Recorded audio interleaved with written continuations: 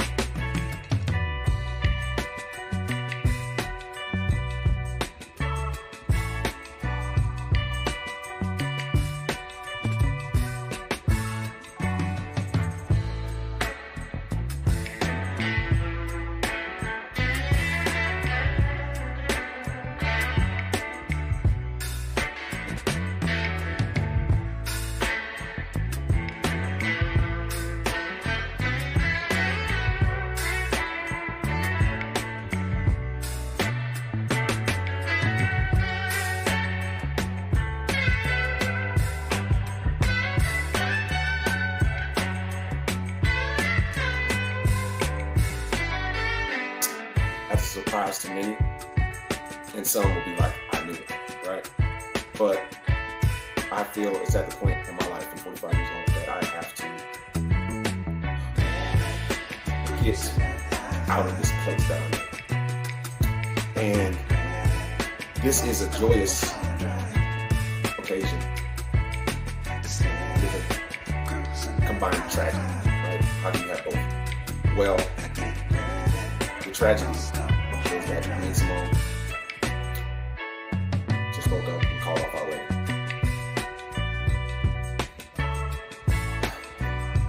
Yeah, so that is the tragedy and the hurt.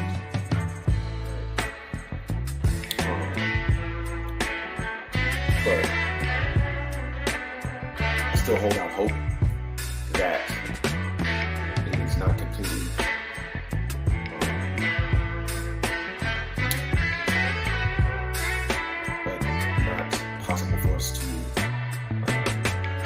reconvene and somehow put the pieces back together. And I feel 99.9% of those things that have led to our demise is because of one of my primal flaws. Something that I've been living with for I don't know how long. So this is freeing for me because I'm finding I'm over what I've done to people. I'm over what I've done to myself. And I'm ready to free myself. And hopefully I may help a few more people along the way free themselves by me doing so. So that's the joy that I have this moment. I'm sad and devastated.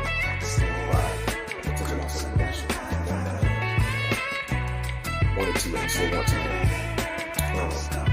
but I want to tell you how we got here, right? I want to tell you a story about Rashid. And forgive me, this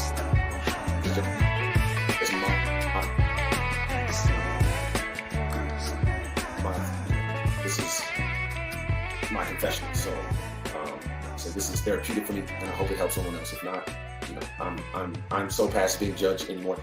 You know, so say what you will. But tell you a story. I'm born and raised in Houston, Texas.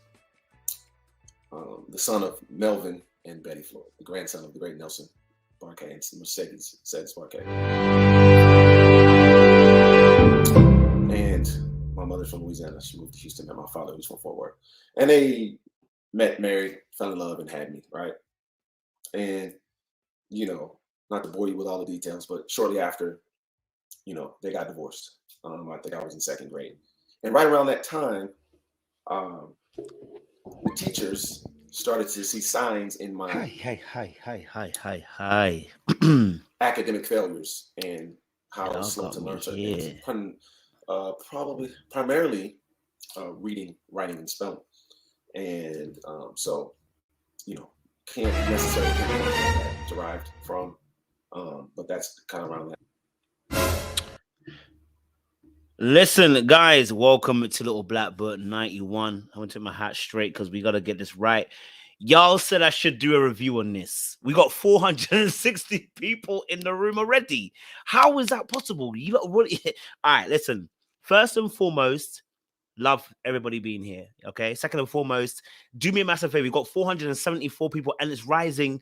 I need you to like the live. Okay. Start liking the live first and foremost. Okay. All right. Let's get them likes up. Let me get at least 400 at least, because the numbers are rising. I have a feeling we're going to get to at least 1,005 today because you lot really are interested in this topic. And I'm going to have to keep it all the way real. Listen, I have close ties with Symone and Rashid. I like them both. I've spoken to them at both at length in the past. I love the fact that they got their love together.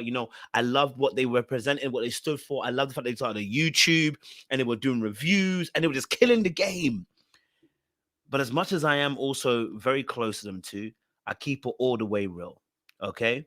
I keep it all the way freaking real. I cannot lie and I cannot pretend, right? So first things let me give my quick short analysis and we're going to go into the video and break it all the way down. First thing is this.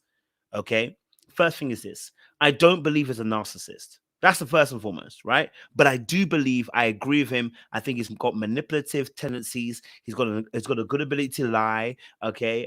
He's hidden things. Okay. He has unfortunately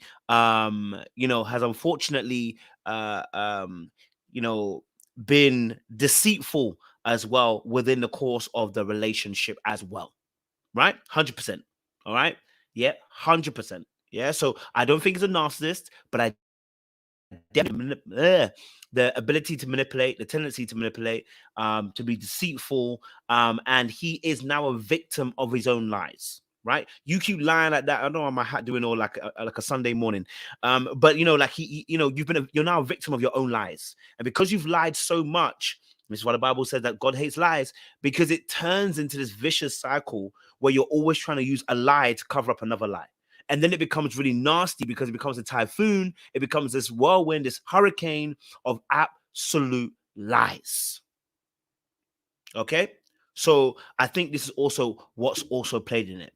Second thing is this. I never saw this coming. I'm gonna be honest with you. I'll be honest with you. I never saw this coming, right? I never saw this coming. I never thought he was this way. Nothing in when we spoke and we did our interview about 2 years ago. None of this really came up to me. Okay, all right. None of this really came to me. None of this really was something on my mind. I never thought anything when I spoke to him that he's a damn, aspect of it. Do you know what I mean? Okay, so for me personally, I never saw this coming. This is not one of those people I'm like, like when I had a Jason and Liz situation, I was like, well, we already knew what it is from the very beginning. You know what I'm saying? So for me, I think for me personally, it's a bit different. Usually I'm like, oh, we knew already. Oh, some of us were on this side, some of us this side. You know what I mean? Some of us, but the reality of the situation is no. And I think the reason why is because it's not about him lying, about trying to deceive her, about trying to, let's say, be a cheater, or in that aspect. The aspect that's a problem is financial, and that his ability not to have one discipline, two to get involved in business, and then once he gets to a certain place, he doesn't know how to turn back. He keeps going deeper and deeper. It's slightly different, right? So if you got bad characteristics in terms of who you are as a person, when we meet you, you're going to often see that. But because he's got financial impropriety, it's slightly different, right? So this is now like for instance, someone's got a gambling issue. Like, if they haven't got bad characteristics but they've got gambling issues, you might not see it till a little bit later on. You know what I mean? Right? But we're gonna have a real conversation, like, so let's have a real conversation about it. And so that's another aspect. Another aspect also is to answer this question. I want to say this. let's keep it 100% real.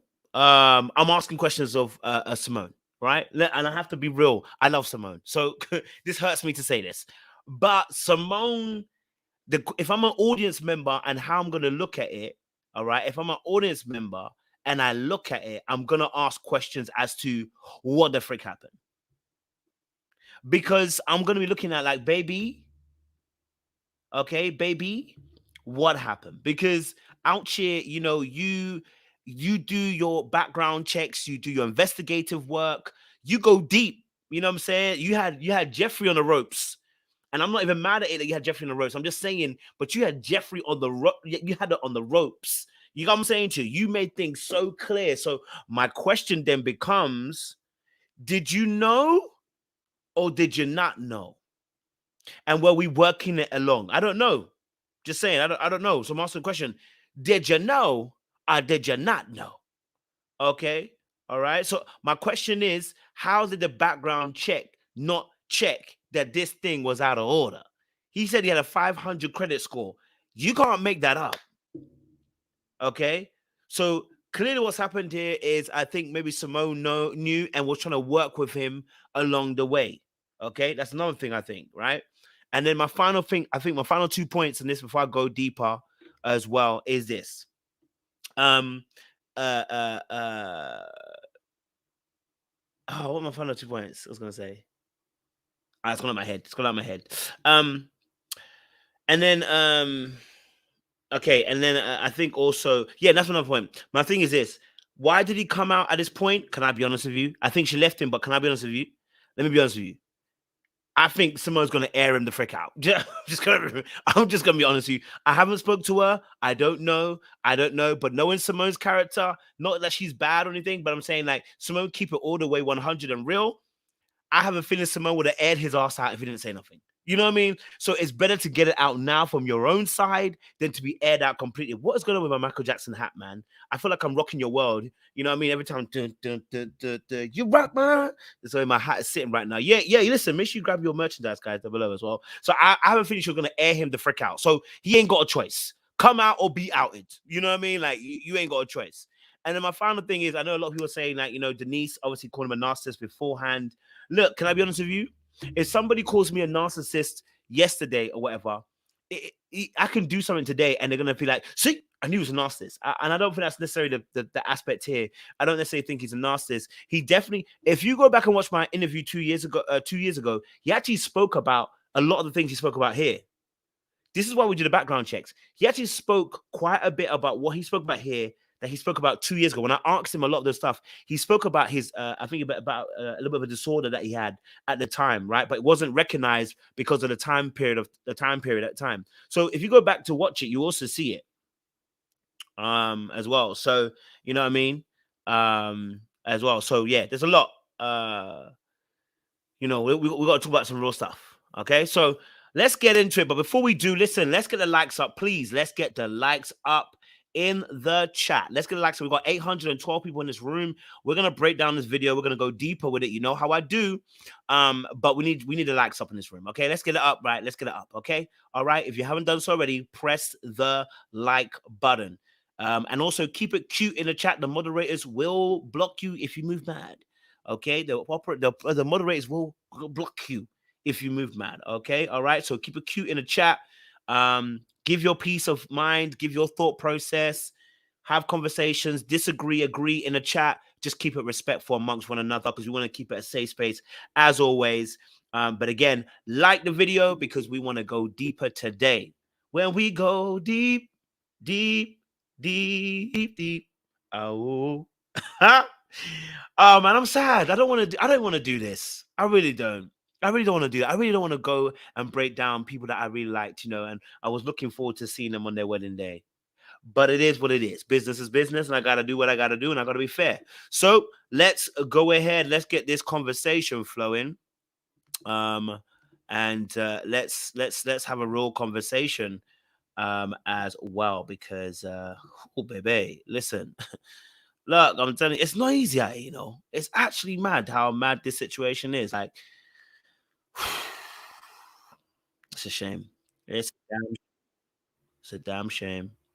All right, cool. I got my Sunday best hat on as well, coming out looking like your great favorite grandma. So let's get into this. 340 likes. Let's get the likes up to at least 500 before we start, because I need you guys to get on this. Okay. All right. Get the likes up. Get it up to 500. Let's get it to 500. Let me start. And I'm going to go deep for you guys. Okay. All right. Listen, it's not, the thing is, it's not just that he's broke. Okay. It's not the fact he's broke. It's the fact he's been lying about the brokenness. That's what really gets it. Okay. That's what it really is. It's not the fact he's broke. Being broke would have been an issue, but it's the fact he's broke and he's been lying. That don't help nobody. Okay. So that's why she left his ass. Okay. All right, cool. Let's get into this video. Let's break it down, because we need to start this. Man said his account is a negative. So let's get into this. Okay. That time, parents divorced, and although a second grader, you know, you're what? How old was I? 7, something around that age. I'm devastated, right? Because those are both my heroes, and I knew my father had his flaws, and of course, my mother, I'm sure she had hers as well. Nobody's perfect. But kind of this is where this kind of all started for me, with the demise of my parents' relationship that I saw. But then on the flip side, I saw a beautiful, glorious relationship from my grandparents, my mother's parents. So I had 2 examples growing up, and I grew up, you know, pretty privileged. By no means were we rich, but I had 2 working parents in the home, and my grandparents were hard workers and respected in the community, and they were considered, you know, an esteemed family in their small town in Louisiana. But anyway, so I saw a standard of living that was not normal, I guess you could say, to some, to, you know, African American couples in the 70s and 80s, but then I saw the divorce. Then my mother had to step up and do both jobs, right? So we moved, and then we got, you know, then we moved to townhomes and things of that nature. And she's a single mother working and trying to, you know, make sure my lifestyle didn't see any changes. Because my dad was kind of, now that I got older, I know that he was kind of in and out. He had some issues with some drugs and things of that nature, but he was always so solid. You never knew it. Like, he was a blue collar, hardworking man. And he freaking loved me to death, and made me feel like I hung the moon. He made me feel like I was invincible. He made me feel like I was the best thing that ever happened to him and the best thing that would ever happen to the world. So I had that battery in my back from my father. My grandparents, my grandfather, who's my hero, did the same. And my mother, she just did so much, because she wouldn't accept the second grade when I was told I needed to repeat the second grade. She didn't accept that her son was going to be special ed or challenged educationally.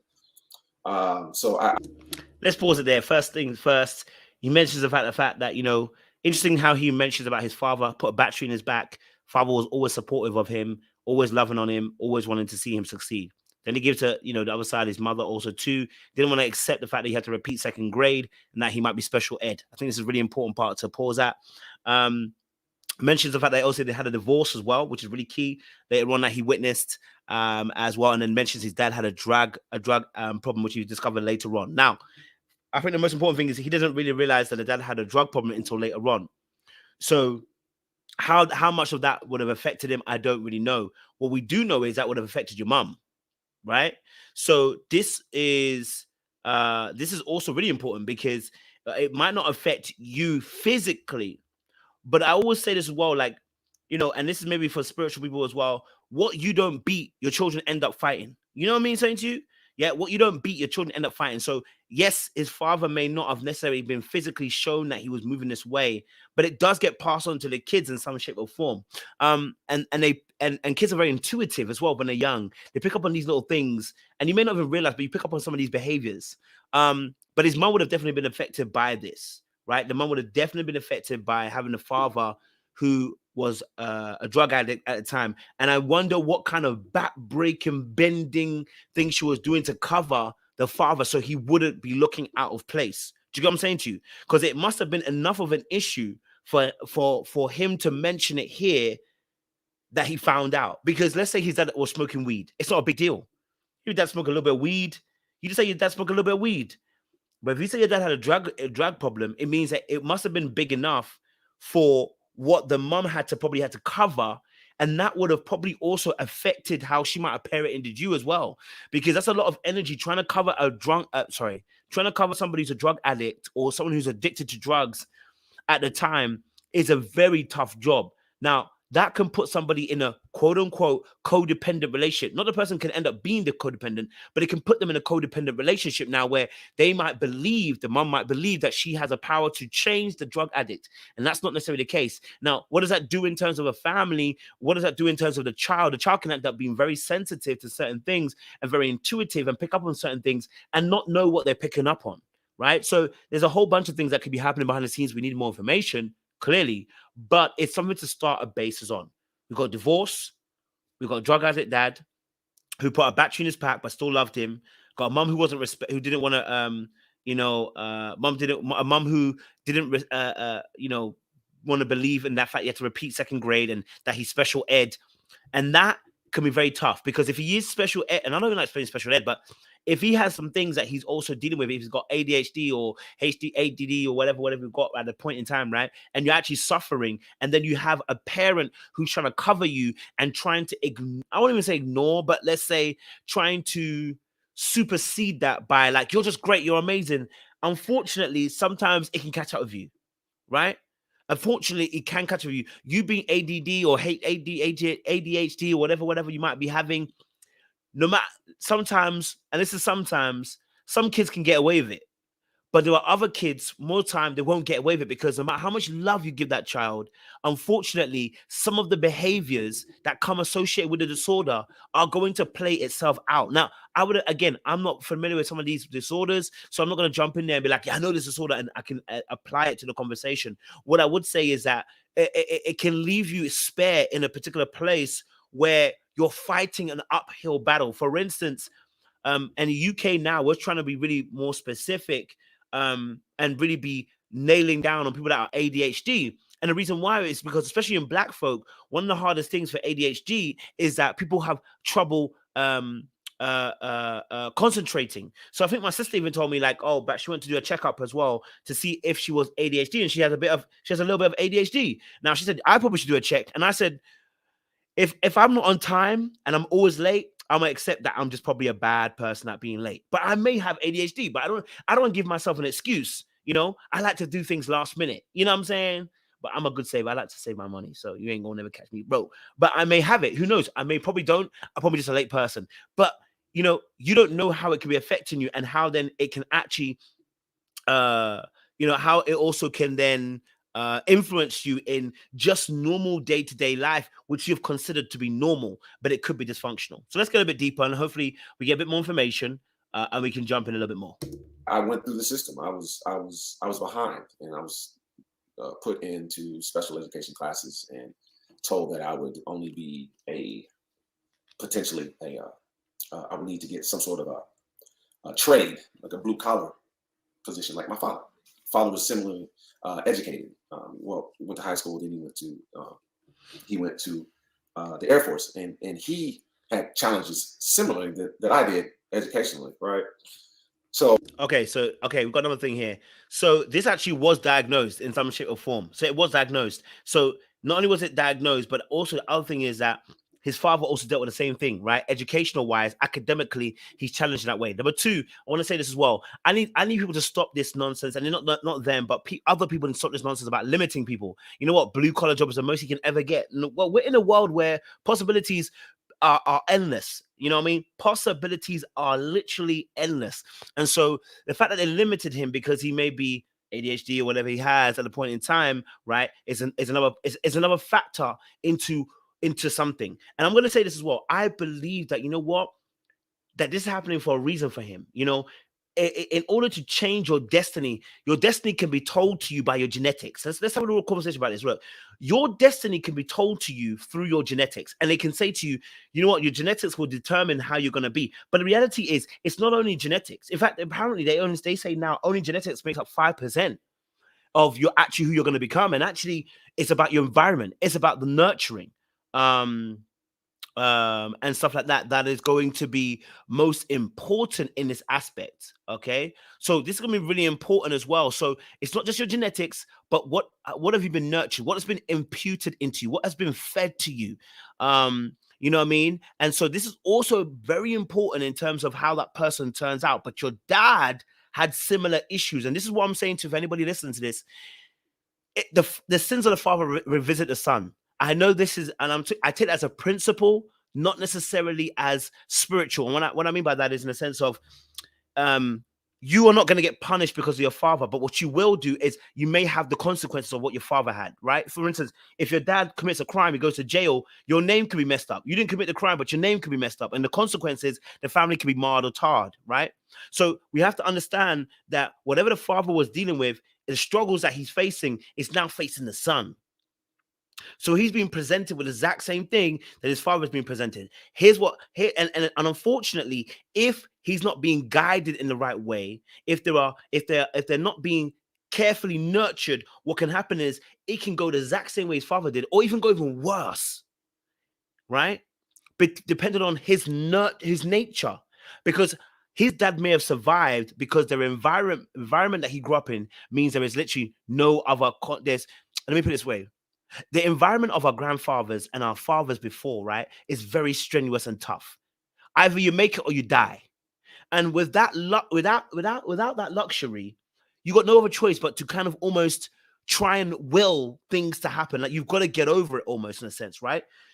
And as the generations kind of pass, that luxury where not that luxury. I don't want to say that luxury, but I want to say in a sense of that in this modern day and age now, we don't have the do or die mindset. And sometimes what can happen is it can make the person choose a different path. Like it's not do or die. You get what I'm saying to you, right? It's not do or die. What your father faced is not what you're facing. And so because of the luxury, I'm going to say quote unquote luxury that you're living in this time and era that he's living in, and of course it's still a tough era in his living point, right? The person has more options to move in a different direction. So I'm not saying that's the excuse as the reason why he did it. I'm just kind of giving a different perspective in terms of society and how sometimes some of our fathers have gone through certain things that if they were to go through it now, they might have a mental breakdown. But because of what they faced in the time period they faced, there is no time to break down because they have to survive. And so you ain't got time to sit down and wait to see if the lion catches up. You gotta keep running. But we're in a day and age now where the lion isn't necessarily chasing you. And due to some of that luxury of not being chased, you have to start confronting some of these issues. And when we don't confront them, they can actually take us out. Okay, so that's a big thing, you know. But anyway, let's move it on. Let's continue. So then I was labeled like, okay, this kid. I was always charming. I was a good kid for the most part, but you know, I had those deficiencies. So my mother was told that I was going to be less than, in their opinion, in my mother's opinion, because my mother was college educated, my grandmother was college educated. So that's what their path and plight for me. My mother wouldn't accept that. But I heard those things, and I had to go to my educational ARDs, and then now be told I need ADD medication and things of those nature. And we tried that for a while. And I'm sorry if you feel I'm rambling. This is just me getting this all out. So, you know, I'm freeing myself, and this is a sad and happy day. And you know, I will tell you that at this age, and the son that I have who's 10 years old on, the eve of Father's Day, I got to step up and be a father and be a leader, because I need to break the cycle for my child. But where I was going was my mother we tried the ADD medication. I didn't like I felt, made me feel. And I was an athlete. I played basketball and football. And I was on it maybe 2 or 3 months. And I was like, absolutely not. No, we're not doing this anymore. I don't like how my child responds to it and things of that nature. And this was well before Adderall. I don't remember what it was. And you know, that Creole Southern black mama, he need a belt. You need a belt. Like we'll fix that. And so at that time, I was going through those challenges. My parents divorced, and now I started acting out and started becoming aggressive at school, and then being kind of an irritant to the teacher's class, and having that chip on my shoulder because I was so angry. So, you know, fast forward. I go. No, we can't pass forward. That's such a really good point. So, okay, so he's obviously now going through school and stuff like that, and clearly he's been given a diagnosis, and so what he's having is he's having a Moses moment. You know, the Moses moment, which is like actually no, not. I've become wiser. It's not a Moses moment, but you know how we used to talk about the Moses moment being like Christ's identity. Moses never had a Christ identity, by the way. He never did. I know we like to use that in scripture. He never had a Christ identity. He actually knew who he was. He was raised by his mum, so he knew exactly who he was. But you know, like how we used to sometimes say about, oh, Moses had a Christ identity. It's like you have two identities. I think this is also an alignment with what he's speaking about, right? Which is you hear the prophetic words of your family, especially your mum, right? Because he keeps going back to his mum speaking the prophetic word, right? That prophetic word of you ain't going to be lesser than, versus him hearing what the educational system is saying at the same time, right? And they're saying you can only be this. And I think that conflict too can become so destructive if you don't know how to get to a certain destination. Okay, so like when you are hearing two sides, I'm not saying he has a crisis of identity, by the way. That's not what I'm saying. I'm talking about I'm talking about more of an analogy, right? But when you're hearing two sides, you're hearing what your mom kept saying. Okay, your mom keeps saying you're gonna be this, you're gonna be that, you're gonna be this, but then you're hearing the other side of the educational system saying you're only this, you can only be this, and you're trying to figure out which side do you fall on. Okay, which side do you go on? Which side do I believe? Whose report do I believe? Do I believe my mom's, or do I believe the school's report? Do I believe the education's report? Do I believe I can only be this, or do I believe what my mom is telling me? Right? And I think that, I'm not saying the mom was wrong, by the way. I'm saying that is probably what's presented in his mind at a point in time. And so in that moment, it's almost like you got to make this choice, but it's very difficult because making that choice, even if you choose to believe what your mom said, do you have the resources? And I'm talking about the mental toughness, which doesn't exist as a word, but I'm making it up.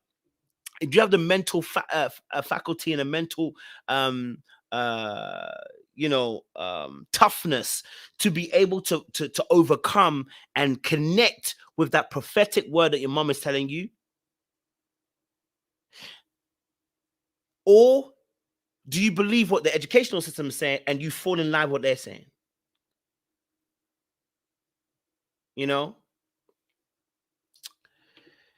so it's a tough one, right? And so again, what was the kind of help that was being offered? I don't know. I don't know what part of support was being offered in that instance as well. And so whether that was there as well, because that might have helped him, guided him, the support that he might have needed. Because let me tell you something, right? It's almost like when you hear people that are dyslexic, right? And they make up for it in other areas. They become charming, they become entertainers, they become funny, they become vivacious and full on life of the party. But it's because they want to cover up the fact that there's this difficulty in being able to read. This not every dyslexic person. I'm not saying that. I'm saying you hear stories sometimes about this, right? And so when you are trying to cover up for something, you can make up for it in a lot of other areas. In fact, there's a self-defense mechanism we talk about, and I can't remember what the actual term is called, where you're trying to make up for your deficiency in a certain area in a huge way. The problem with that is not dealing with the deficiency, especially if it's a profound one, is the same thing that will take you down. In fact, anybody with a character issue, and we all have those, if you don't deal with those character issues, it takes you down. And it's the same thing when you're covering up a certain deficiency. You can develop other characteristics that begin to cover for that weakness so that people can't see it, so you're not exposed. But the reality is that weakness begins to work in other areas. For instance, when I said, for me personally, look, lust is a big thing. Can't lie to you. Yeah? Women. Rema said it best. I do love women. I do love women. You understand? Yeah, lust is a big issue. Now, if you don't deal with it directly, what you start to do is put other things in place, okay, to cover, okay, that deficiency. And because and because you're covering it, at first everyone's like, yeah. But then you realize and you find out your church pastor's been sleeping with all the women in the church. You realize and your boss at work has been slaying all the women in the workplace. You realize and then you find out, this person has slept with your best friend and slept with this person. Why? Because their deficiency eventually begins to speak later on. And I think that is what we're seeing here. I think the prognosis of what's being said about him was covered up. And unfortunately, this wasn't one of those moments, right? This wasn't one of those things where you can cover it up. This wasn't one of those things where he's going to get away with it. Unfortunately, he's not one of those people that his ADHD is going to work in his favor. His ADHD, or even whether he's on the spectrum or whatever, is going to work in his favor. In fact, it's going to be one of the things that are going to bring him down. Why? Because we're not being honest about it. Not only from him, but it started from his mother, not accepting that prognosis, right? So, again, let's go through elementary, middle school, still told the same things, but my mother wouldn't accept them. So what my mother did was, she scrounged up the little money she had, and my father would be in, and he would be doing what he needs to do and helping pay my mother. And my grandparents supported us. They had the means to help. So my mom was taking me all over the city of Houston, taking me to tutors and going to teach my son how to read. He's going to read on level. I'm not accepting what these teachers said about him. I'm not accepting what society or the school system, educational system says about him. My son's not going to be a statistic. Because now my mother's a single mother and we're living in a different neighborhood. I'm not from the hood. I'm never going to proclaim that. So I never wanted for anything, but it was less than from when my parents were married. That's all I'm saying. I did not come from some of the stories that others have. So I don't want to imply that. So at this point, his mother's obviously a single mother as well. So, she got that aspect coming on as well. So that is never easy as well to deal with from her particular perspective as well. She's a single mother, divorced now from his father as well, and I'm guessing because of the drugs as well at the time. I'm guessing that's why they probably split up as well. So that is already difficult as well. The mom did the right thing. She said, "Listen," I don't think there's anything wrong with the mom saying, "Let me take you to tutors so that you don't fall short." Okay, I don't think there's anything wrong with the mother going, "No, do you know what? We're gonna take you to tutors. We're gonna make sure." Okay, all right. We're gonna make sure that you're supported. Okay. So I think there's nothing wrong with that. Now, what may have needed to happen also is support on the other side. It's a bit like when people say someone's got depression. And we go, well, go for a run or change your diet, do those things. Yeah, when they do those things and it doesn't work, we need to supplicate it. And sometimes just, for some people who go through depression, sometimes changing their diet, going for runs, doing those kind of things doesn't change anything because it actually needs a deeper level, right? It needs a deeper level. So unfortunately, sometimes even with the additional tutors and the educational addition, mentally, he's still going to need some help. You know what I mean? Still going to need some help. So unfortunately for him, his issue wasn't going to be solved by just getting a better education. I think that's what we're really deep in. I'm seeing these things and I'm angry and I could have went certain ways. And I had friends of mine who were doing certain things that I knew wasn't right, but I was raised by a strong mother. I was raised by strong grandparents and a strong father. Like I said, I don't have an awful horror story about my father. He loved me to death. I knew he loved me. I knew he would do anything for me. So with all that being said,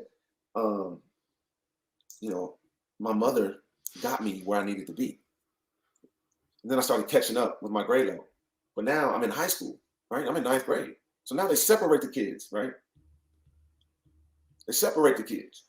I'm in a whole nother building or a wing of the building, special education wing, over by the gym and the theater, Klein Forest High School, right? Now I'm a year behind, so I'm embarrassed. Because why am I older than everybody in my grade level? So I already felt all that stuff, that pain. Let's pause it right there because that's another thing we've got to talk about.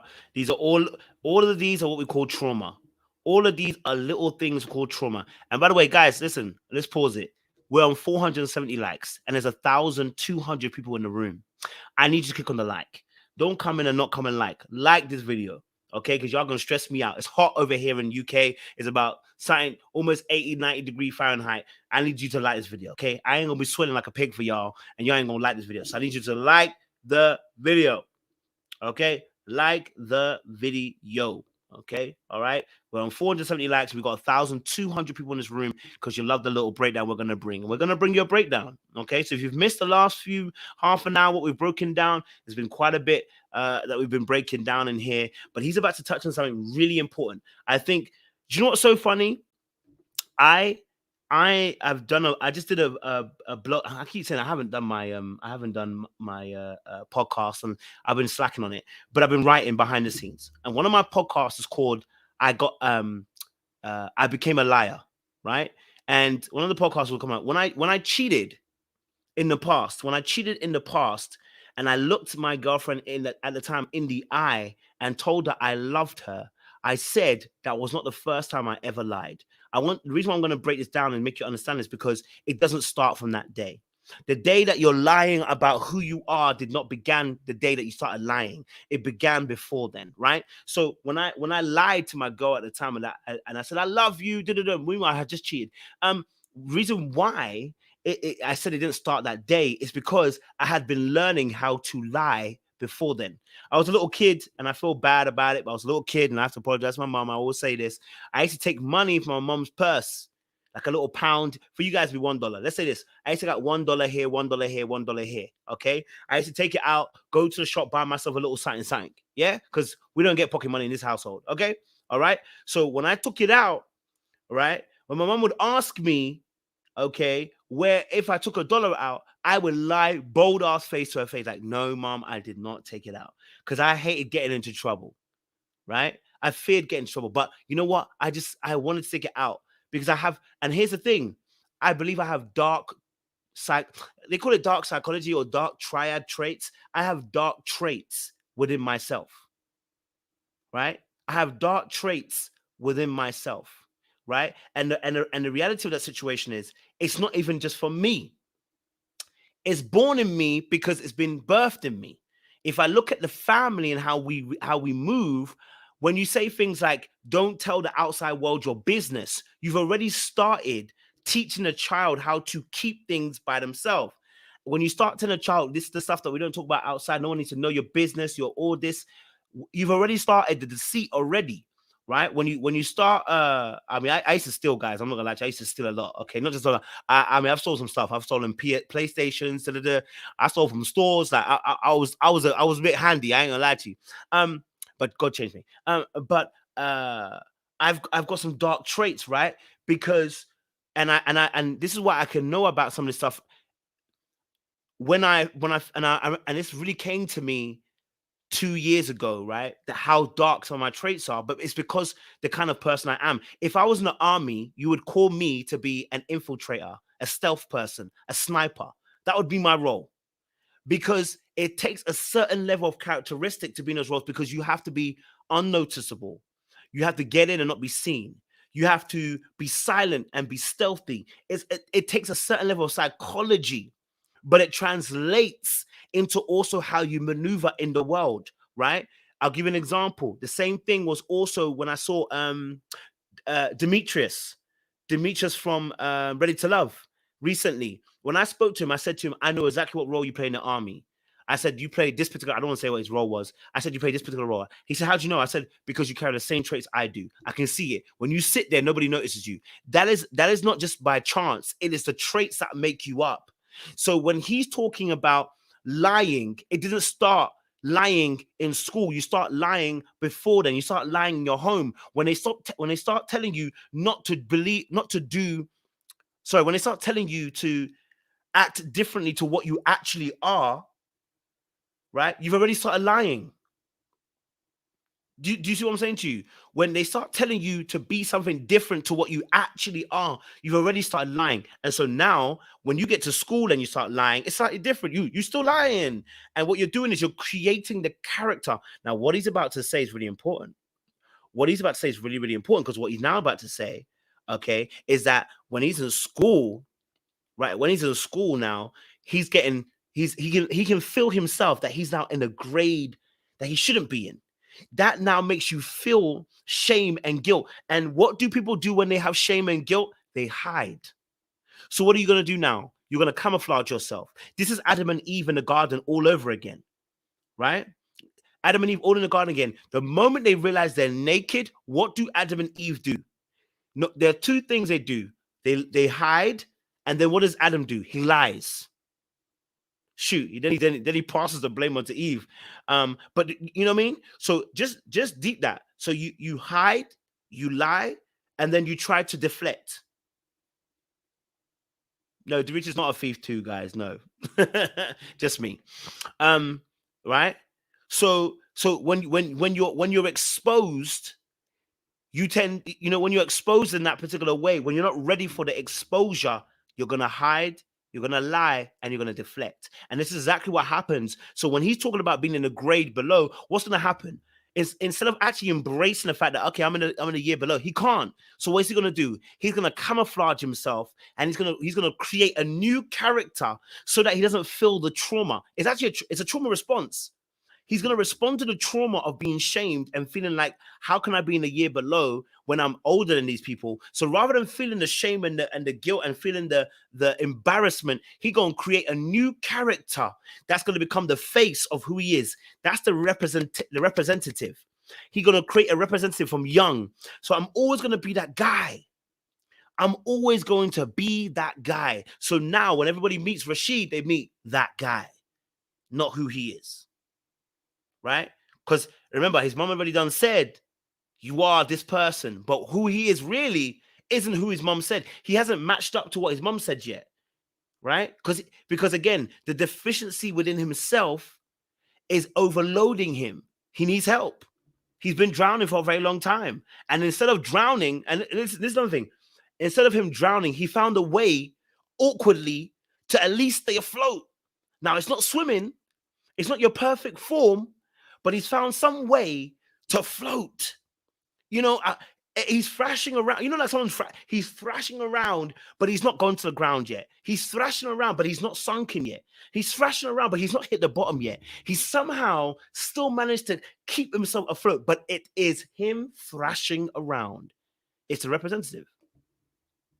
Right? Cool. So the chip comes trying to prove people wrong. Mm-hmm. And in my family, I was put on this pedestal. I was put on, this is the one. I was put on this pedestal by my grandparents, my mother, my father. Like I'm just gonna be this golden child. And I knew the struggles that I had. I was like, that's cool. But I started falling into that. So you get, I'm dodging in the cloud. I'm trying to, get out there before the bell for everybody else. See me walking down the special ed wing. I'm going to get back with everybody else to my regular classes. Man, I feel bad because I keep stopping this, and you know what? I want to get through this, but it's a lot. There's a lot of information, and I don't want you guys to miss. He said something again that's really important here as well. He says, look, his grandparents too are also involved in this, right? And do you know what's so funny? Where he decided to lie is where I gave my life to Jesus. This is so crazy. Look, I do have sympathy for him, right?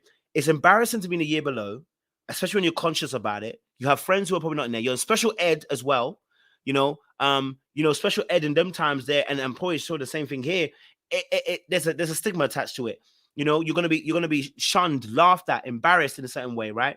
Then you got to add the aspect as well. Now your grandparents are telling you that you're the golden child, and everybody's putting this pressure on you that are saying that this is what you are. Right? This is what you are. You are this. Right? You are this. And that in itself is now pressure that you're trying to live up to. Right? But you're going to, it's a struggle to keep on living up to those expectations. And, funny enough, myself, when I finished university, I got, by the way, you might know it's the same system as us, but I got a 2.2 when I finished university. It's not the greatest. It's not the worst. It's just not great. Right? I got a 2.2. And when I got a 2.2, I was ashamed. I didn't even tell my parents I graduated. When I finished uni, I did not even tell my parents I graduated. I was embarrassed because I had been playing around in university. I had been raving, dancing, doing all my stuff. I wasn't taking education seriously. I didn't really care because I was tired, and I had my freedom, and then finally I was just moving mad. And when I finished university and I was looking for a job, I was working in McDonald's. I was flipping burgers. And yet I'm the firstborn, and all my cousins, right, they got A stars and all that stuff. And they graduated university with a first, the top of the class, like a first, like a top point, right? They've all gone first and they finished their university, gone to top universities. I'm here going to a normal arts university and my grades are mediocre, right? Mediocre. Right. So when I'm looking around and I'm looking and I know how my dad was, and and you know what the funny thing is? Family dynamics are so interesting. And I won't say too much because I know it's my dad's business, but I think it's very important to bring it so you understand. And other people also understand, because I'm sure you have the same thing. Where my dad is in the family, he's one of the youngest, right? And I can see in him that he wanted us to do good almost so that he could brag about us. Do you get what I'm saying to you? Because he's also in competition against his siblings. All the children of the other siblings are killing the game. And I'm sure they're probably watching. I'm sure some of the siblings are watching it, so they might not know the full story. But shout out to some of my cousins. I love you guys, right? And so it might have felt some type of way that you, the youngest one, are kind of watching all your other siblings and their children are kind of killing it. But also how you view yourself in relation to your siblings is how now you may be even looking at your own children. So now instead of praising your children, you compare your children to the other children. That affected me big time. Right. So I can understand where he's coming from, because now you're being given this golden child aspect, right? They're saying you're the golden child, you're this, you're that, and you're trying to live up to their expectations of who you are. But when you look at you can't even live up to the expectation, because what's within you is not what they expect. So now you've got to struggle because you're trying to actualize something that you cannot actualize. It's not you.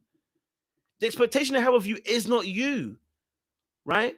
So some of the struggles, and so for me personally, when my auntie was saying she wanted money, not in a bad way, but she wanted to be able, and I wasn't in a really good job, and then my dad was saying that he expected me to be this way, my mom expects me to be this way, then my uncles lives in this way.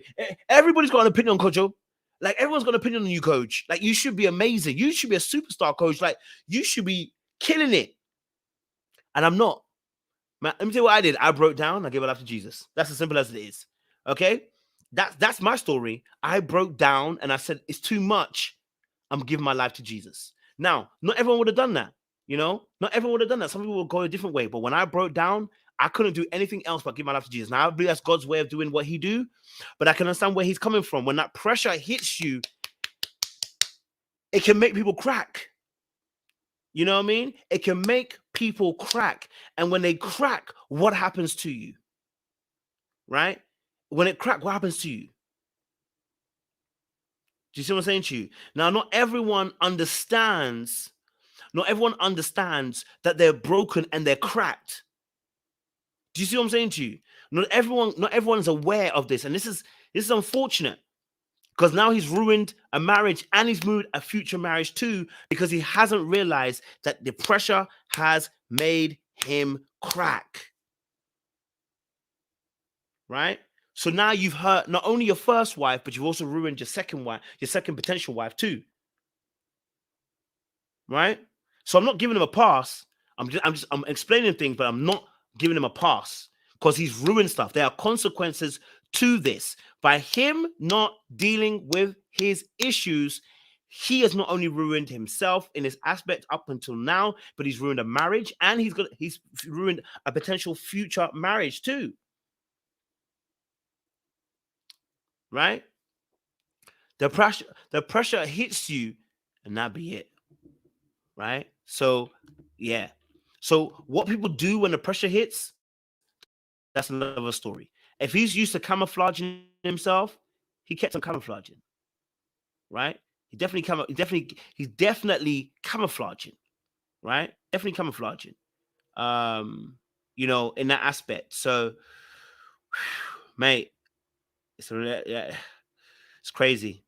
Listen, it's real. Shout out to you, Ellen. God be doing stuff, man. So I got in a lot of trouble in ninth grade. I was in school suspension, but I had basketball, I had sports and athletics, right? And by the way, this is cap. Hold on, this is cap.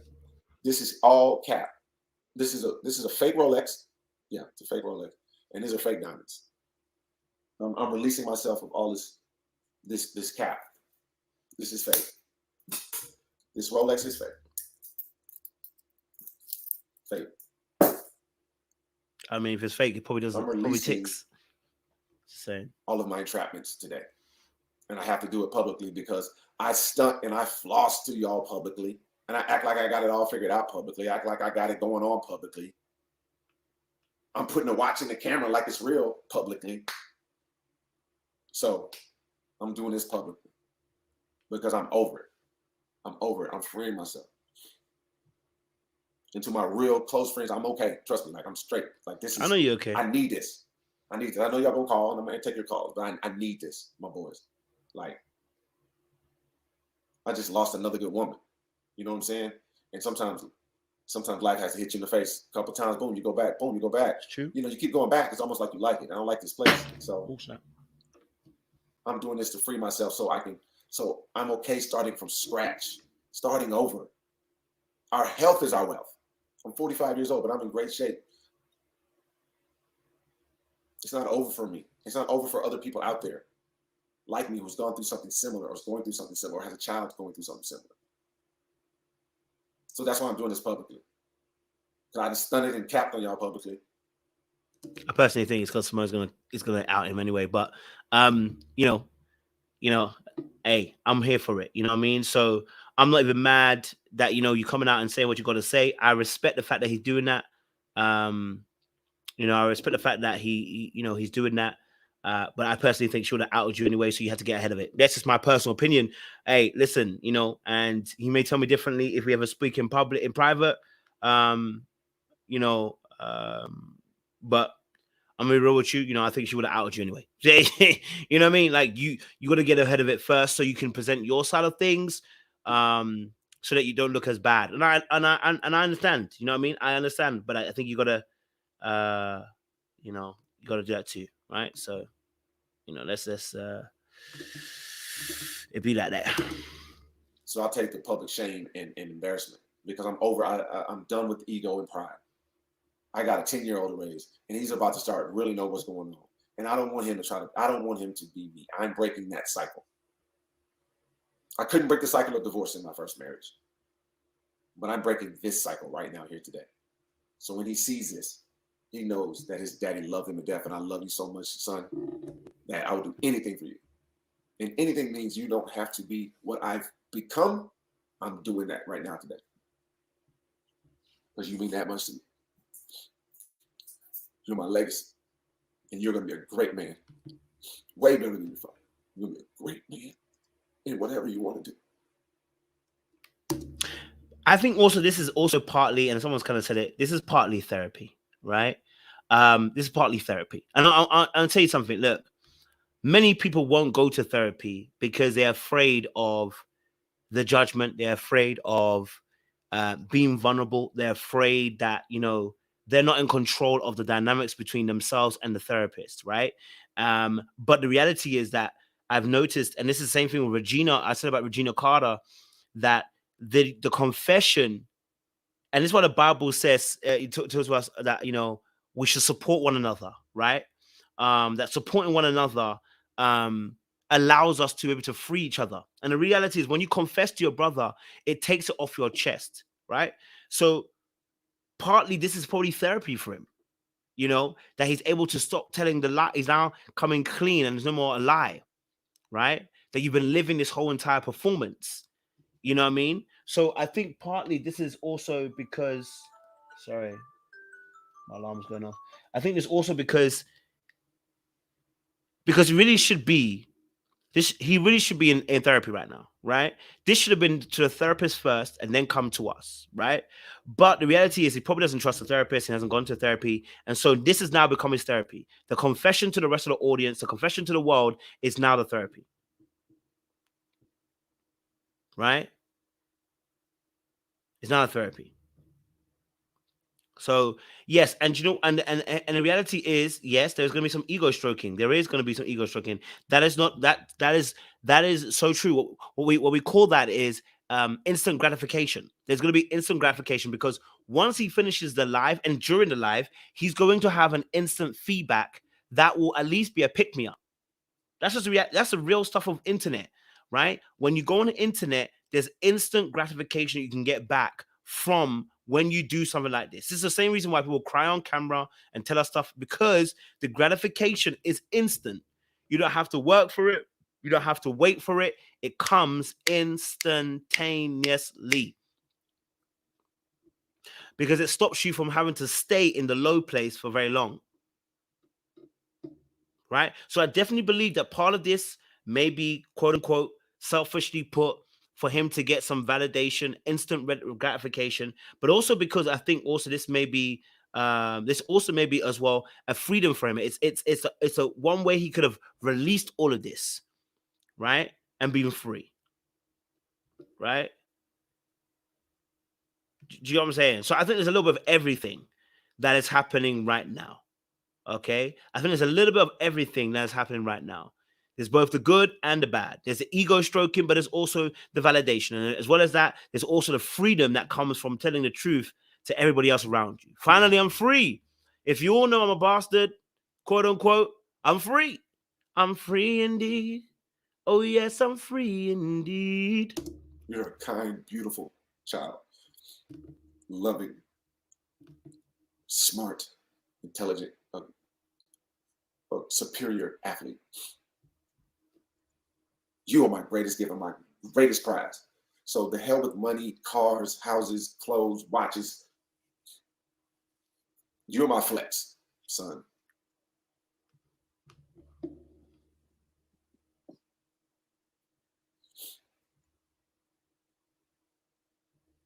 Just gotta keep it real with y'all, man.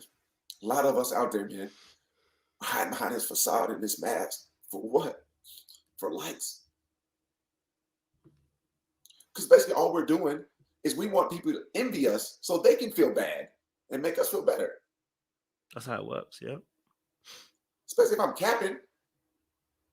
If it's all fake, then you're trying to get to a fake place that I'm promoting. How about being a good human?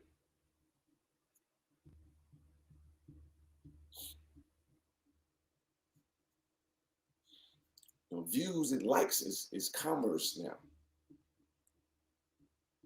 It's a gift and a curse. It has its bonuses. It has its advantages, but it has its disadvantages because we get to hide behind what we show you. What we show you. Well, I'm showing you this side, my real side.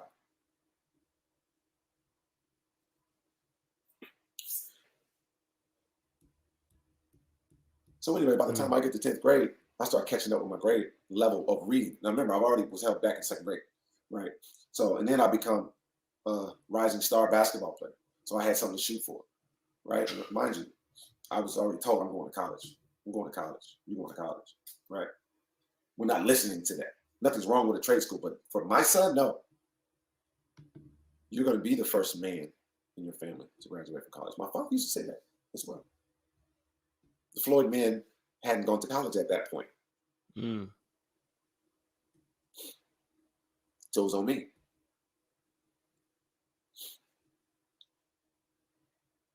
So now 10th grade, I started figuring it out, right? Started becoming charming, manipulative, right? And I started and I was a good athlete, so we know athletes get some privileges. My mother made sure I was dressed clean. She worked, single mom, she's working hard. Boom, I was always fresh to death, so I started getting the grades, and catching up. Okay, we got something. And then my dad would fade out, and then he called me one night, and I didn't know what was going on. He called me one night. He was high as a kite. I'm I don't know, 13, 14 years old. Oh yeah, high school. Yeah, no, I was 15, 16. And I didn't realize he was high as a kite. He called me. He was like, I need help. I need help. I was like, Dad, what's wrong? I'm crying. What's wrong? Right? And then, boom.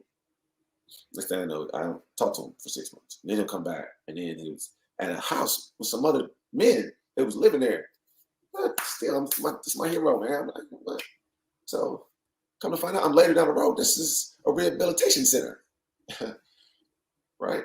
But as kids, that naivete is so beautiful. It's so glorious, and the naivete that my son has is mind blowing. But I don't want that naive, because the world's going to hit him. Don't get me wrong, but I don't want his naivete to be disappointed in his dad and his dad's cap and his dad's bullshit. Because he's going to be better than me. Way better. He already is. He already is. And I know that's what parents want, but I mean, he's always, this kid's amazing. So I started hooping, boom, boom, boom, boom. Through high school, I'm doing good. I'm getting some notice and ranked and da da da da. Now, I'm trying to play basketball in college.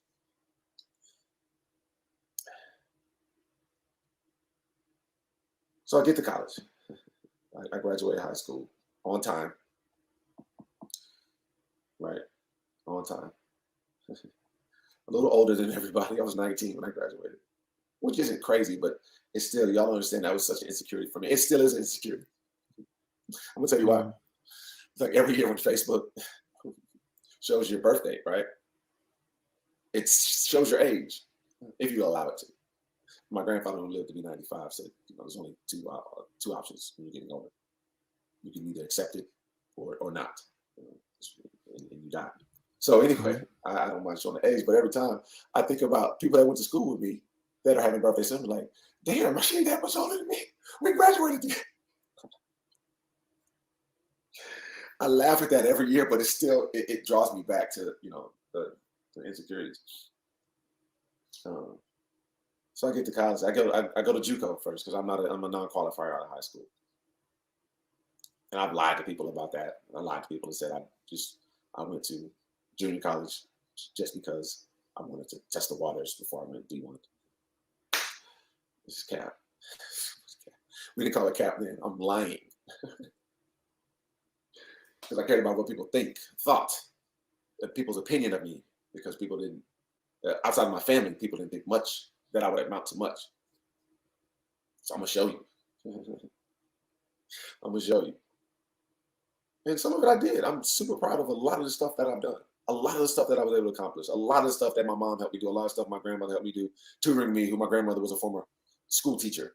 Reading with me, helping me write, helping me learn how to spell. And I'm still a bad speller. All my friends laugh at me. Even with the word correction on the phones. But I read on level now. So, and all this kind of stuff. So, and then I would create other things. When I said in high school, I started to become more charming. I could speak well. I can articulate myself because I found my superpower, right? The superpower, the art of persuasion, the art of negotiation, and the best negotiators have swag, are charismatic, right? So okay, I think that's just going back to my point I was saying about him finding his lane, okay, which is really important. So, like I said, once you find your lane, this is what becomes your cape. This is what becomes your representative, right? So now he's a charming person. He's now not only charming, but now also as well, like I said, he's found his superpower, the art of persuasion, negotiation. This is where his skills lie. And had he been homed, and when I mean homed, had he been refined, had someone helped him and said, listen, there's a lane for you to fall into. We just got to home certain skills for you, right? So that you can also become the best you can be. We don't do that. We kind of be like, well, you ain't got nothing. You're going to become a blue collar job. Now you've limited him, but now he's found something that's going to make him that can make him probably some good money or make him really good at what he does. But the other part of him, which is the deficiency, is what's going to drag him down. So his skill of being the art of persuading and negotiating and being able to sell you something, right, is important, as well. So I think that's a key thing. You know what I mean? That's a key thing that's here. That's where his issue is going to be at that point. I learned that. And it's almost like I created this superpower, so to speak. Come on. Out of a deficiency for other skill sets that I lacked. Oh, there you go. So it's similar to like you hear when a person is blind, they have supersonic type of hearing because they lose one sense, but they gain a heightened sense in others. And or a person who can't hear sees very well, stuff like that. So for me, okay, I'm gonna have an extensive vocabulary. I'm going to be able to speak well. I'm going to be able to act and sound like I'm educated, and sound like I got it all together, and sound like I'm that guy. Sounds like some people go to church. What I gained, or I figured it out. Okay, that's how I can trick the system. I can trick these people, and I can hoop. So anyway, I ended up going to JUCO, and I ended up at Alabama A&M University. Shout out to the Bulldogs. I love the Hill. That's my school. They made me a man, challenged me, and it made me a scholar. It made me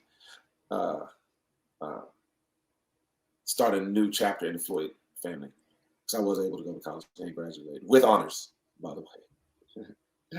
It was a hard road, and I thank my mother and my grandfather, my grandmother and my father for that, and the teachers that did believe. And I think the teachers that didn't, too.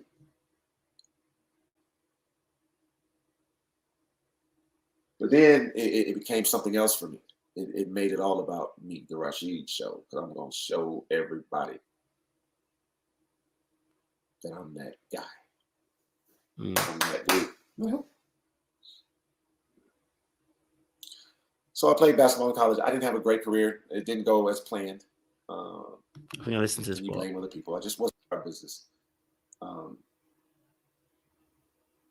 would always see a kid's perspective and think they should be what they shouldn't.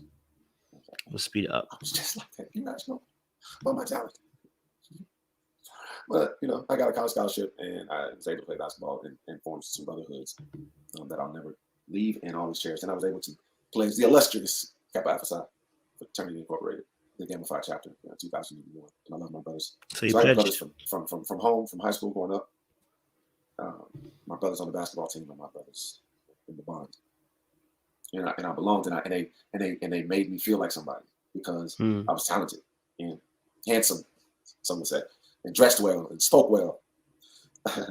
So it started feeding into the ego, because I felt like I'm winning now. I'm beating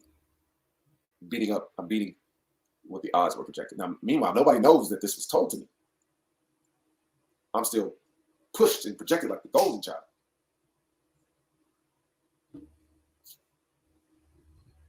I go through college, and I meet one of the loves of my life.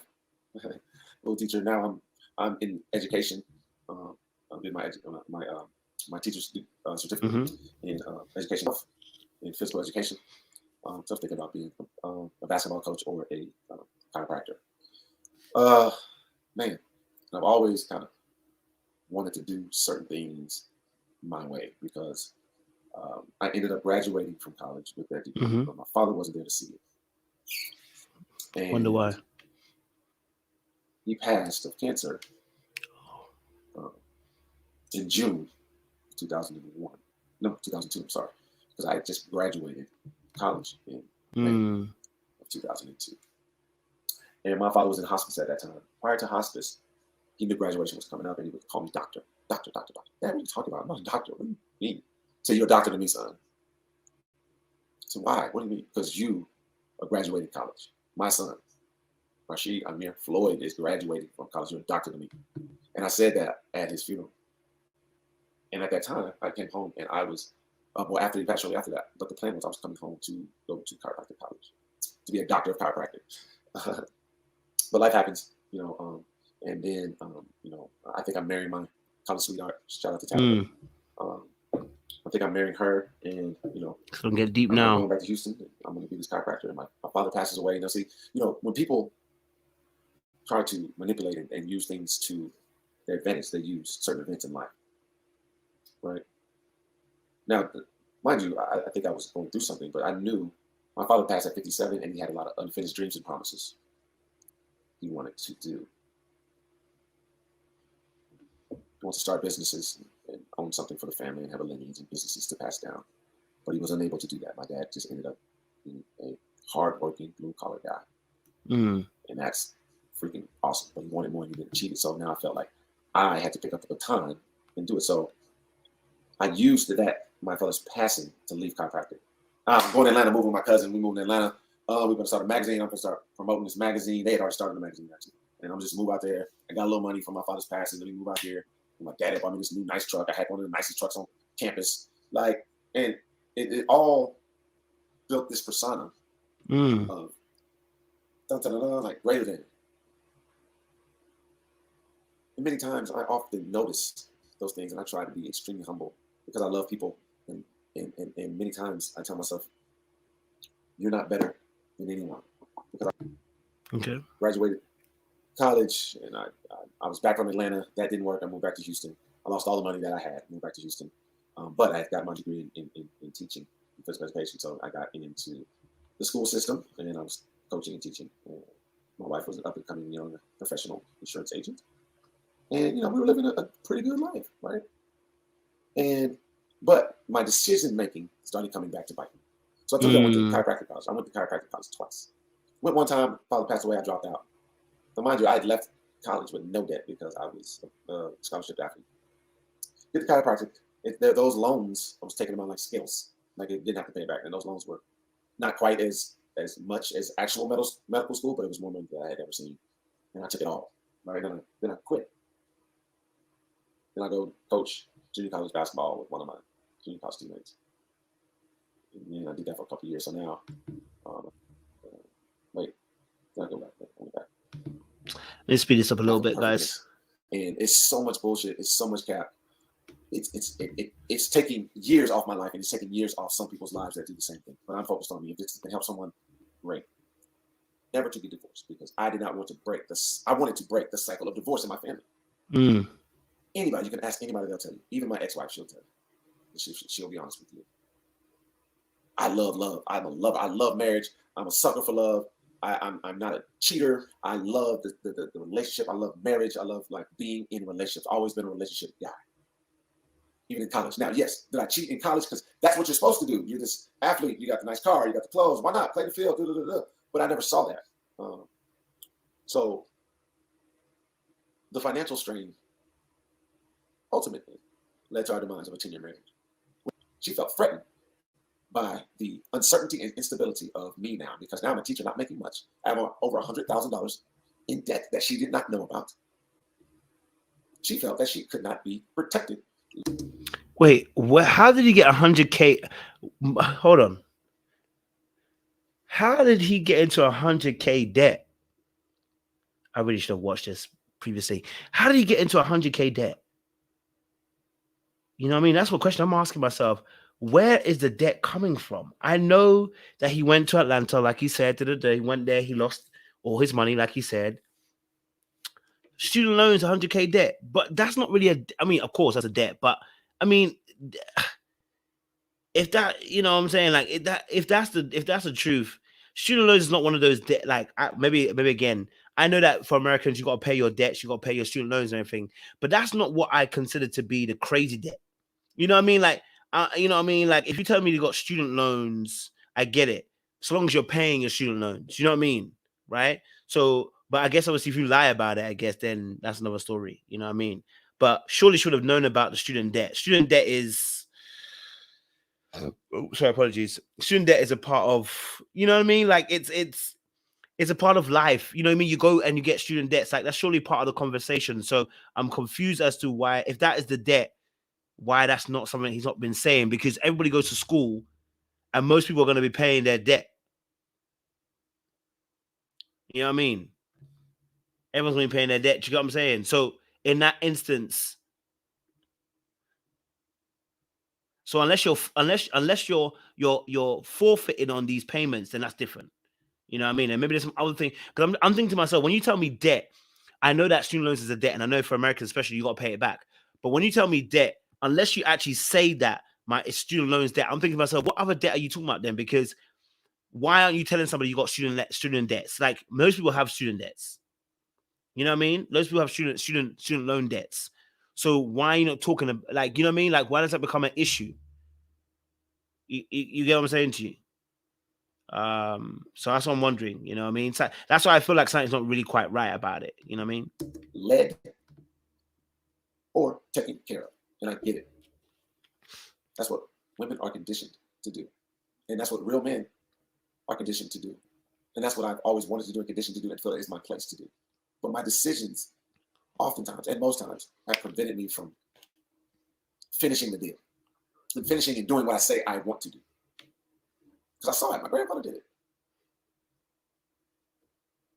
I can't remember my grandmother grocery shopping. I can't remember my grandmother cooking. My grandfather held her down, and she was an educated woman. He was a hustler, a worker. Like he was a blue collar guy. He wasn't well educated, but he carried himself like a king. And I saw that, and I knew the story, and I knew where we came from. So uncovering that, I saw what I did, or what I caused, a man caused. Now, don't get me wrong. I'm not taking 100% of the blame, but I'll take 90. It takes 2. She's not perfect. But my decisions and me not being forthright and projecting or putting on this facade like I got it all figured out. Y'all, I'm telling you, I ain't shit.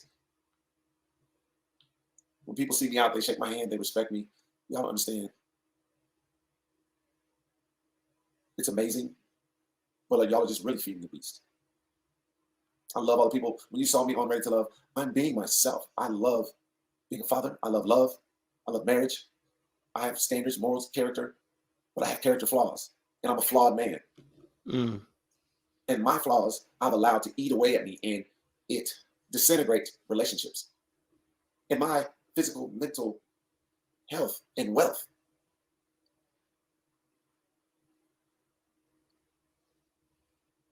So after that happened, I'm gone. And then ultimately, I wasn't protecting her. I'm protecting me. I'm protecting my ego. I'm protecting embarrassment. Because I projected this great, perfect family. Right? So I'm around other people, and I'm trying to show off and do all this stuff.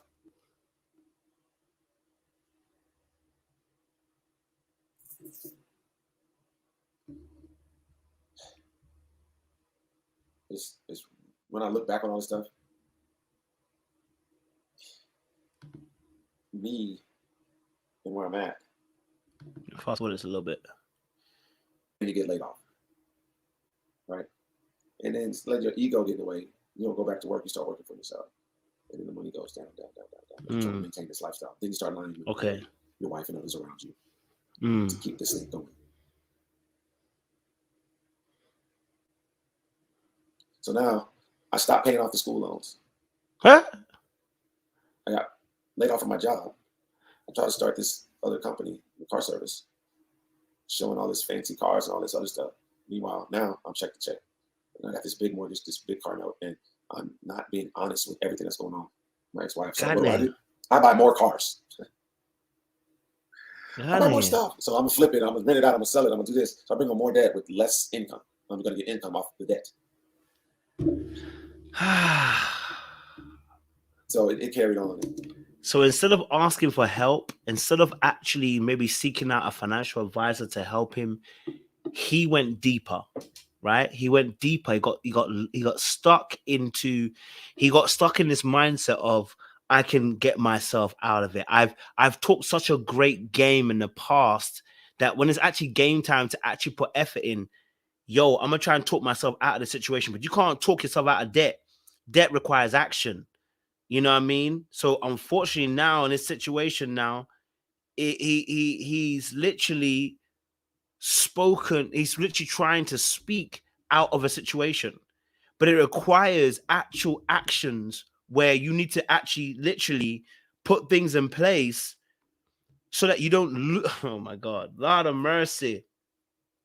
So instead of actually looking and going, actually, do you know what? Things are getting worse. Let me actually try and, let me put some things in place so I don't go worse. He just kept on doing more and more, hoping that eventually his talent would churn up enough of the revenue to bring him out of the situation. And unfortunately, right, he banking on your talent that much, it didn't come through. It's a bet. It's a gamble. And the more you try to get it back, the more you lose. But instead of quitting, he went deeper, further along, and actually gambled the more in order to try and bring this back. Like, yo, give me $5. I'm gonna get my $5 back. Right? You go, you throw some dice, you lose a $5. Now you're $10 down. You go and borrow $10 from a friend to say, hey, give me $10. I'm going to win the $10 that I won back. I'm going to win back my $10 I got back, or 20. Let me get 20 and I'm going to win back the $10 I get back. And instead of quitting the game, you go and get $20 and now you play the game again, you lose and you now lost $30. So you go and get $30 to win back the $30 that you already lost. And it becomes this vicious cycle. You keep trying to win. And the reality of the situation is you don't have the skills to win the situation, because in reality, you have to stop the rut. The rut is rutting, and you must stop it at its core. Trying to win it over, rebirth it, renew it, ain't gonna work. You know what I mean? I think it's a simple case of not facing the reality of the situation, which is something got a bit too big, and then you just try. You try to win it back, and it gets worse and worse because you're not actually dealing with a root cause issue. Continued that way, and my ex-wife had just had enough, and I lost her respect, and I put her and our household in danger, and she no longer felt protected, and I can't blame her for that. And you think you would learn, and I've learned a lot, right? And I said all that when I talk to people. But that thing ended, and again, now I'm crushed. I'm done. Like it's a wrap. So I took that very, very, very hard, extremely hard. My divorce. Oh man, that was tough. Now I have a son I'm no longer in the same household with. Now I have to co-parent, and now I'm no longer with the woman that I thought I'd spend the rest of my life with. And then now I'm embarrassed because the truth's gonna come out, right?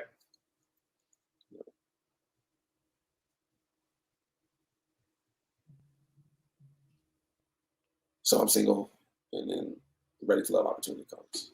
Right. Meanwhile, I get back in the car business and start projecting more of this lifestyle. I tried a couple other businesses after my divorce, and they failed. My credit's shot. I'm in more debt, but I'm still trying to act like I got it all figured out. Trying to prove a point to my ex-wife. Trying to prove a point to the doubters. Trying to prove a point to the people that said I would be less than, and try to prove a point to the people who thought I was on a certain pedestal or put me there. See, the problem isn't that, and you know what the matter thing is, let me be real with you guys. In business and big business, it runs on debt. The issue is he's not winning. That's the issue, right? The issue is he's not winning enough, right? Because big businesses works on debt. If this economy we have is run on debt, right? But it works because you win enough in order to make it work. That's how crashes happen in our system. We win enough to be able to clear this debt. But the reality is most of our things work on debt. Okay? It works on debt.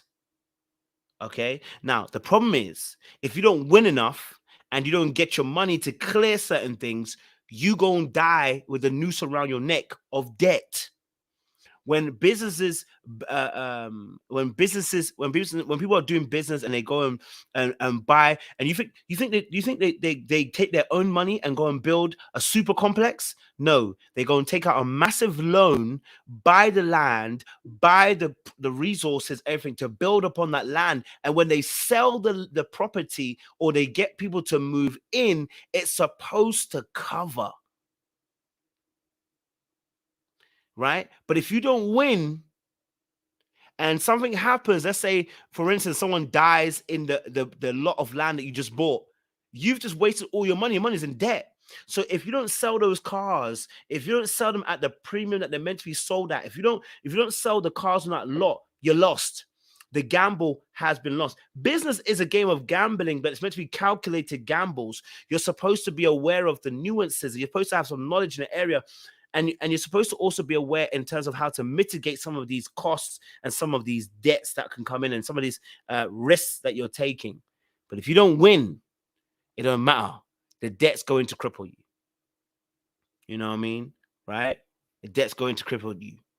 Right? So I'm not saying that, it's the right thing, but I'm saying you're supposed to, part of that using of the debt is supposed to be able to help churn an income. Right? It's supposed to help. Right? But if you don't win, you don't sell what you're supposed to sell. You don't sell and get it off the shelves as you're supposed to. You got things now are depreciating, taking your money. They're now no longer going to be assets. They are now liabilities. right? And they drive you further into the deep. So you're going to take out another loan elsewhere to go and cover this and buy this more car. But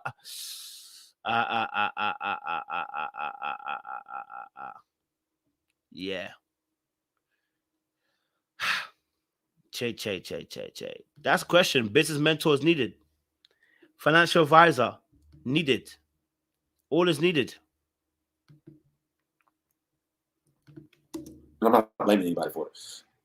I've been kind of able to I'm just getting all this out.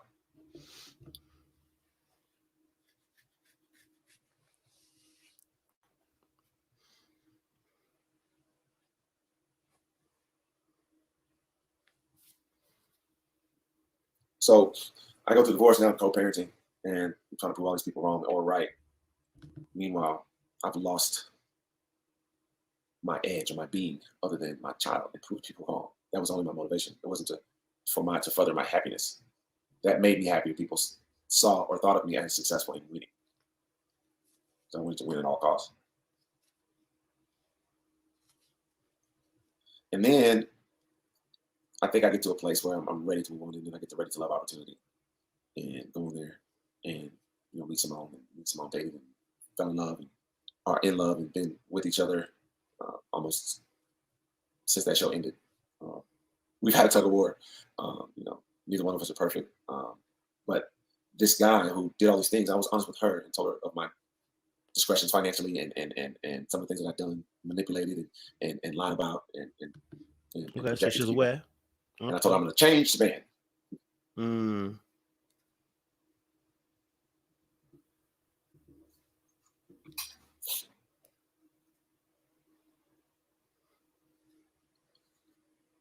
And what happened? And we get in this relationship, and she's giving me all the grace that I need. She's like, I know at this point I'm working for myself. I quit another dealership, working for myself, doing the car guides, and I'm selling these celebrities and da-da-da-da. I'm all over the place. Yeah, I'm balling out of control. And she told me, she knew. She's like, you're an entrepreneur. I know you got to, I know you can work towards and get to it. And I will tell you all this. Like, so Symone gave you grace. I am a great salesperson. I'm a great coach. I am great at it. But I'm awful at everything. I'm awful at management. I'm awful at managing my money and investing and doing things the proper way. But I'm going to make you think that I've got it all together. Or I have this eternal belief that I'm going to figure it out. Oh, I don't have a plan. Nope. Let me tell you what he is. I'm going to tell you something, the real reality of the situation. It's so funny because, he's making me think, right? I'm not very good at management either. I'll be honest with you. I am no good at management either.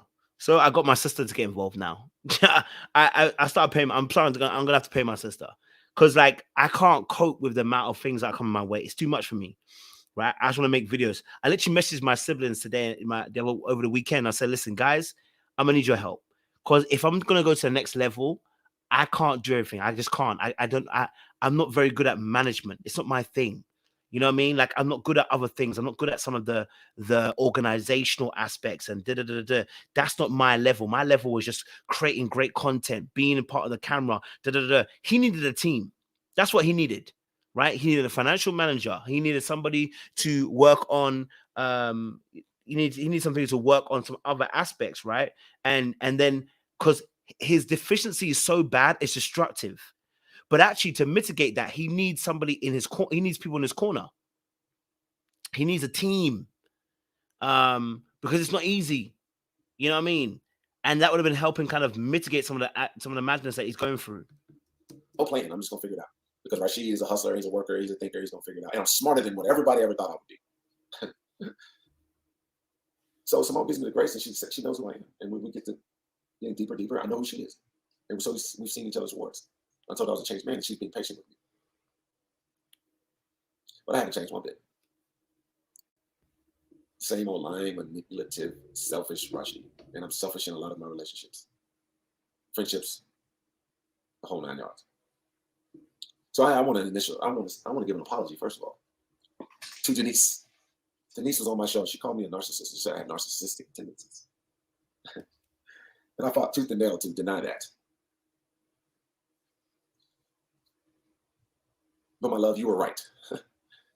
And I'm sorry for any ridicule that you received. No, she wasn't right. You're not a narcissist. That's not narcissist. We all have narcissistic tendencies by a definition. So, Siri, what is the definition of narcissist?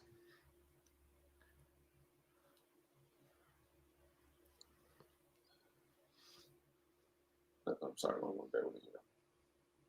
And extremely self-centered within. Hold on, I lost my. Okay. Extremely self-centered with an exaggerated sense of self-importance, marked by characteristic of excessive admiration or infatuation with oneself. A narcissistic personality. He was very narcissistic man, not too concerned with the world. That's me. You were right. But I always fight it off like, I care about other people. I don't want to do things. Let me even get his definition again. So I heard it, but I didn't hear it. Downfall. That's me. You were right. Characteristic of excessive admiration or infatuation with oneself. A narcissistic personality. He was very narcissistic man, not too concerned with the world. That's me. You were right. But I always fight it off like, I care about other people. I don't want to do things at the foot of other people or to other people's downfall. But I want people to think of me in a certain light and have reverence for me like I'm this special person when I'm just an average, flawed man. And I'd be so much better off if I would accept it. And that's what I'm doing now. I'm accepting that I am super flawed, that I am. Listen, if you were able to accept it, you're not a narcissist. I was going to straight put up there. You know what I mean? Yeah. If you were, you wouldn't be saying what you're saying right now. Trust me.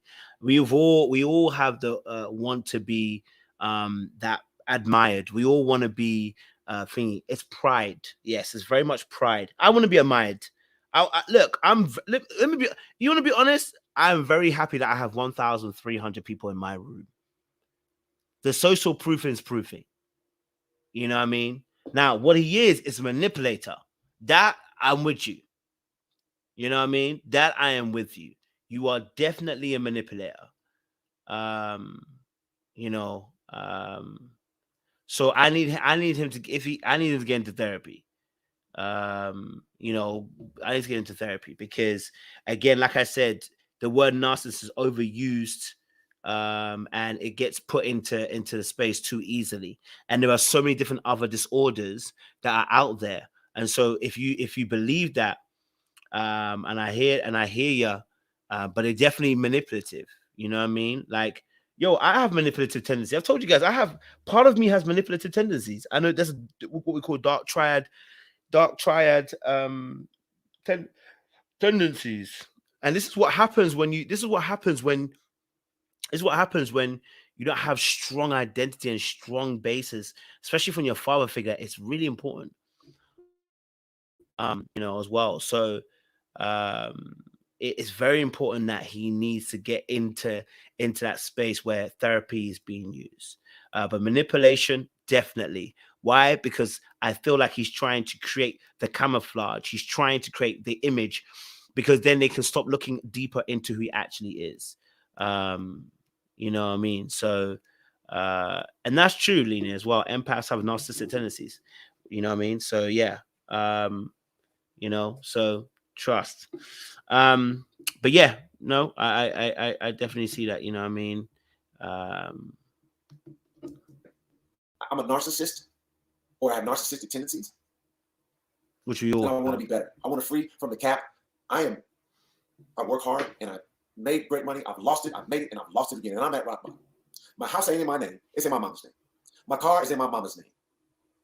My credit is a 500 credit score. I got so much debt spread out. I can't. Wait. Woo!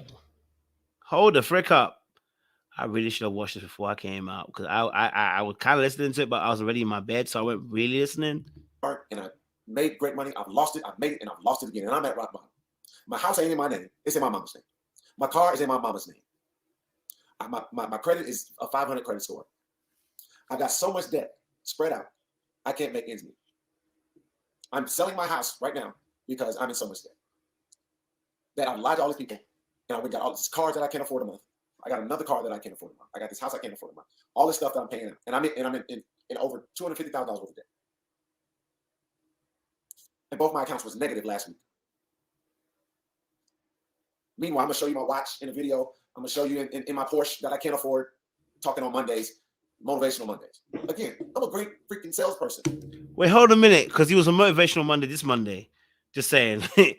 Wait, hold a minute. God damn. Sorry, God. Have mercy. Wait. I need to rewind that just one more time, because what kind of carnage is that? Hold up. And I made great money. I've lost it. I've made it, and I've lost it again. And I'm at rock bottom. My house ain't in my name. It's in my mom's name. My car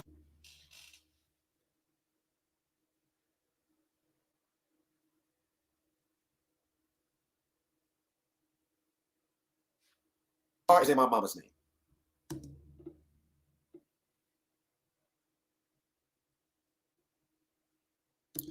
My credit is a 500 credit score. I got so much debt spread out, I can't make ends meet.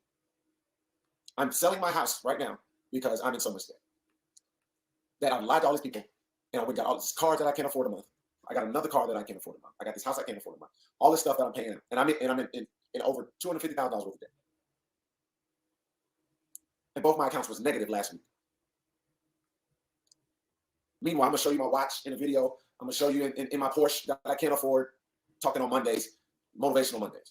Again, I'm a great freaking salesperson. Maybe that's why I'm a narcissist. Because it says you have to, like, you're persuasive and manipulative in my mind. No, nigga, we ain't gonna get you out. You ain't gonna go out of that. No. You ain't getting off that easy. You saying your narcissist makes you get off easy. No. There be carnage. Let there be carnage. Listen, yeah, you ain't gonna get off that easy. Sorry, Rashid, I like you. You ain't getting off that easy. Because if you start saying you a narcissist, you gonna try and get out easy. No. You ain't a narcissist. You're just a manipulator who knows how to sell, and you have been living on air this whole entire time. You ain't a narc. You're a manipulator, and you've been living on air. Okay? You've been living on air. And that is the reality of the situation. Okay? All right? That is a real situation. You've been living on air this whole entire time. Okay? All right? You've been living on air this entire time. And the reality is, you've been lying. That's the real thing. You have been lying this entire time. And look, what you're going to need to do is now do the work. It's not just going to be just confession. You're going to have to get yourself in some therapy. Have to. Right?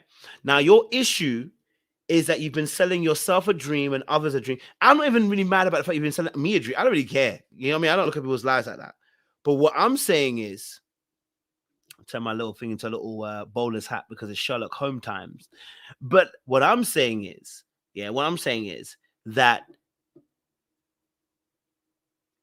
you've been trying to keep up with the Joneses, and you've put up this idea of you being financially wealthy, and you've been living on air because the car's not yours. It's in your mama's name as well. So actually, really, if I'm honest with you, you've actually got good traits. You actually could be an amazing salesman, but you run on air, right? And you live above your means because you're still trying to prove things to people that you don't need to prove to, right? You get what I'm saying to you, right? You need to be in therapy because you've been proven up until this point in time into your life things that don't need to be proven. Right? Absolutely, Iris. Absolutely. Dream team is what he needs. He needs a therapist, a financial advisor, a lawyer, and a pastor. Beautiful. Right? What he needs is that. He needs a team around him because the reality of the situation is, right? You actually can make money. Okay? You actually can make money. Your biggest issue is that you are living above your means. Okay? All right? You want to be celebrated for achieving things which you haven't achieved, right? And all because you have a deficiency.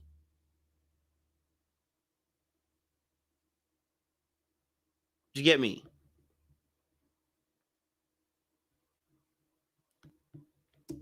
So, and I've always tried to say, like, I'm not talking at you, I'm talking to you. Well, I'm talking No, I'm not talking at you. We're talking together. I'm not talking at you. So, and all this stuff with these fake diamonds and fake watches and these cars and showing you all this stuff. Like, both my accounts was negative last week. I was waiting for a check to come in so I could get back to water. And then I lie to y'all and say, oh, I'm going to start selling these cars at XYZ because I've got this great partnership. No, because I'm broke and I need to go back to work because I'm about to lose this woman that I lied to, making her think I got it all figured out and not giving her the whole truth. So men, if we're doing this, if we're living this life, we're not only hurting ourselves, we're hurting the women potentially that love us.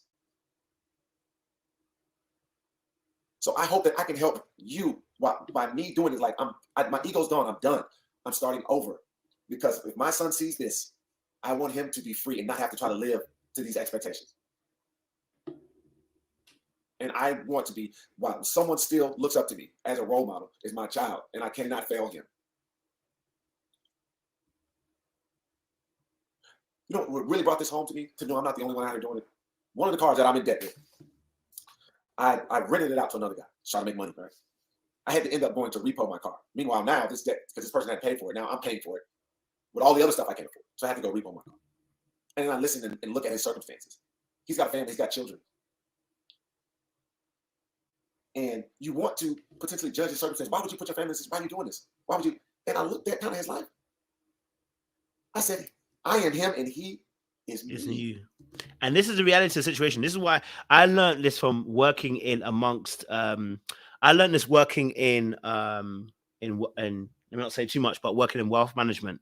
You'll be surprised. Listen, what he's doing, this is what I said to you. What he does is a lot of what people do. The middle class are the worst people you can get because they really believe they're meant to be rich and they hate being poor. And so they do things that put them in a strange danger. For instance, taking on huge mortgages, which are bigger than what they can ever afford. There was someone take out, so you hear the people taking out 700, 800,000 mortgage, £1,000 mortgage or dollar mortgage, whatever. And you're looking at their finances like, bro, if you lose your job now or whatever, you're done. You're finished. You know what I mean? All the savings you got there, rinsed out. A lot of this is middle class arrogance.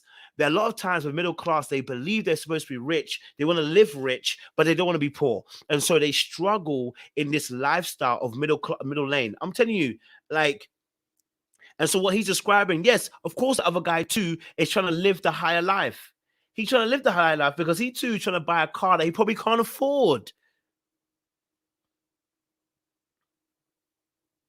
Delusional, yes, that's exactly what I'm looking for. Yeah. So, like, the middle class people, they were doing this, man. You know, they were doing this, and stuff like that. Do you know what I mean? So, of course, you're gonna be doing this because you're trying to live a life you don't need to live, and again, it comes from not being honest about who you actually are. And remember, what background he comes from is from a middle-class background. He doesn't come from a broke background. He comes from a middle-class background. You're used to a certain lifestyle. But the thing is, you've not been living the lifestyle you're supposed to live according to what you can afford. You've not been eating your cake according to what you can actually eat. You've been trying to eat the whole blood clot cake instead of a slice. Right? And you've been doing this since you were a kid.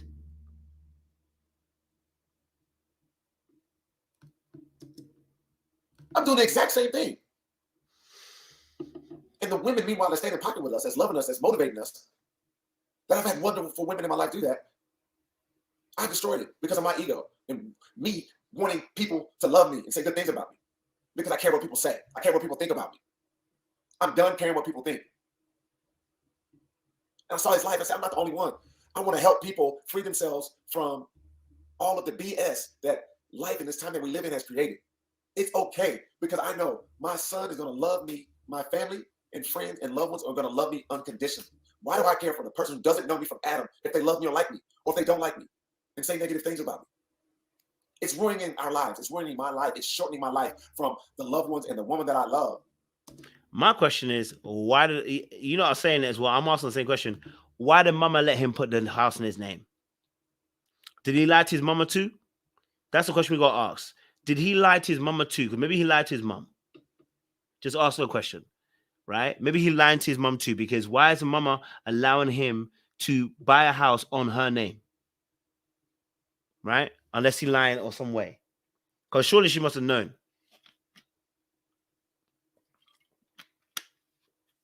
Do you get what I'm saying to you, right? So sound a little bit there. I mean, so she might be the type to kind of cover him a little bit, maybe. And I don't want to be disrespectful to his mom. I'm just gonna be real with the conversation, because you know what's so interesting? I swear to God, I shouldn't say swear to God. I'm sorry, God. I keep saying swear to God. And it's really not good.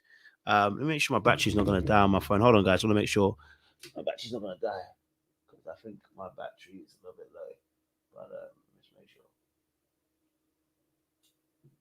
Okay, no, we're good. We're good. All right. But yeah, so why is my light so dark? I just realized probably needs a little bit brighter. But yeah, no, so it's interesting because uh um I've been doing notes just the other day yesterday, and I did some notes on a video. The notes were on a video called "Coddling Black Men," and literally, I don't know if you're able to see it. If I even show you guys, I was literally writing the notes on my phone. It's not on that one, about coddling black men, like as a video, right? And the reason why is because we just spoke about having what solutions we can bring to the table. And one of the things I was talking about was how fathers are so important to help stop the coddling of young men, because young men need to be taught from young that they have to work hard. You have to work hard. And when I say work hard, does not mean you have to work till your bones are dead, but you're gonna have to work to a certain degree. You have to be ready to be able to say, you know what, I gotta put some hard work in. um, I've got to be able to know that life is not going to hand things to me on a plate. Because if you don't teach a young boy that, he has the power to destroy the world around him because of his physical strength. So not teaching a boy how to fish can make him angry and want to destroy the world around him. You have to teach a young man how to fish. This is really important. So when men are not taught how to fish, they end up destroying the people around them who are fishing. Okay, right? So it's important to teach these young men how to fish. You got to learn how to fish them, right? Because now the frustration, because as a man, you're valued by what you can produce. You're valued by what you can create and what you can build. So a lot of these young men get angry because they're not able to fish, right? They're not able to fish. So now his father, who was a drug addict, may have valuably spoken life into him, but did he teach him how to fish? And what I mean by that is not just how to make money, because most people don't get taught how to make money, but he has to teach him characteristics and qualities to make sure that he can survive in the world that he is. And I know his father passed early, because he told us his father passed 2001. So before that, what kind of lessons was he being taught?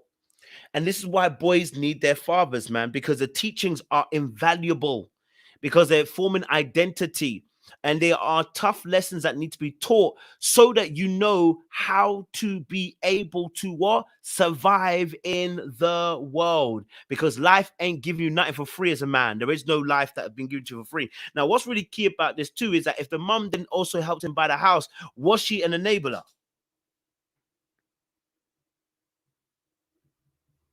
You know what I mean? He may have been around, but was he actually involved? That's the key question. He may have been around, but was he involved? That's the key question. My dad's around. I've said this already, but the emotional aspect that I needed from him, I couldn't get it. Do you get what I'm saying? Right? So it's not just about that. It's, was he actually involved? Because his dad was a drug addict. So and I said this in the very beginning of the video, I said, I wonder if the mom was bending her back over to try and cover him so he didn't look bad. Right?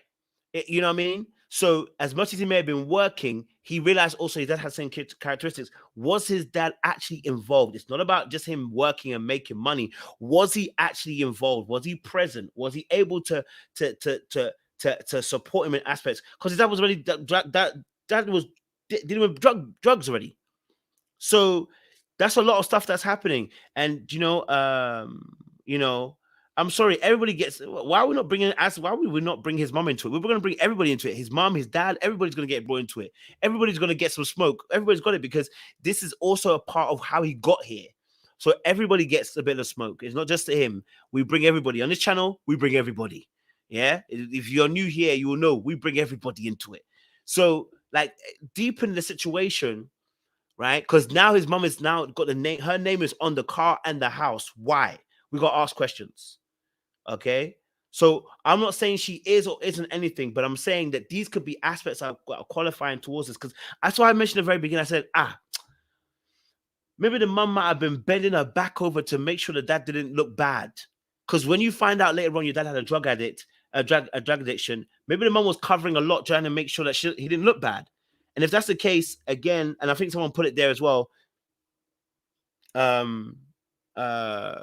this is also a part of the situation.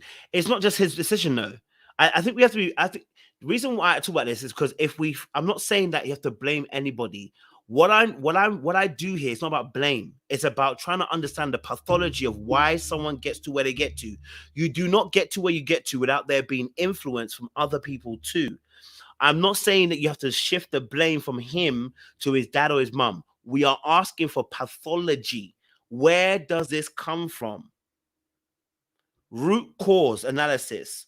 We have to go back to where he is. So the question is, why is a mum? We're asking a question. I never said the mum is to blame. I said, why is a mum taking on his house and his car? Why was it in her name? So, I realize I'm not even clear. Hold on. Right? On this channel, I don't just blame women. I'm not trying to have that kind of thing. But I'm talking about both the father and the mother. I've given equal smooth to both. I need you to focus. Why are you not focusing? The camera wants to not focus.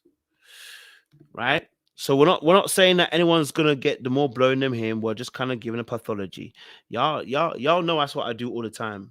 So I'm always gonna give the pathology of a situation. All right. Okay, so it's not about blaming a woman. Don't get triggered and think that I'm trying to put it on the man or the woman or whatever. If you follow me long enough, I give everybody equal smoke and we deal with root cause. Don't get triggered by me thinking it's a man or the woman. It's not me saying that. It's me saying, what influences did they have in doing this? That's all. No one's saying what I'm saying. All right, so we want to be able to find out why. You know what I mean? Is it worth it? It's not. It's not worth all of this BS, all of this cap.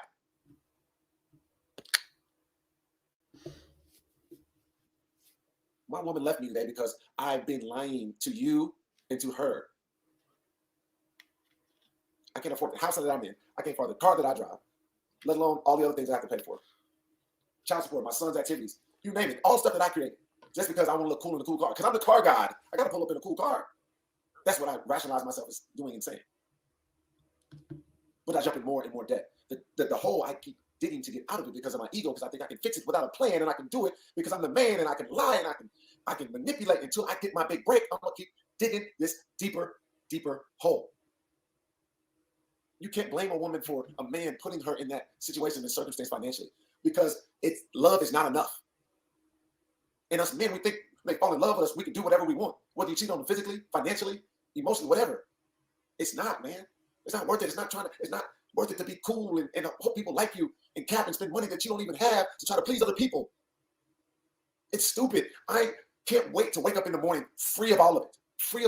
And I'm trying to get the woman that I love back in my life. But irregardless if it doesn't happen, I'm doing this because my 10-year-old is going to see it, and he's going to be a free man and be able to live his life like he wants to. And there's nothing wrong with having nice things and wanting nice things, but I'm going to do those things the right way. Not lie to you, not wear a fake Rolex, not wear fake diamonds. For what? Next time you see me, I'm going to have an Apple Watch on.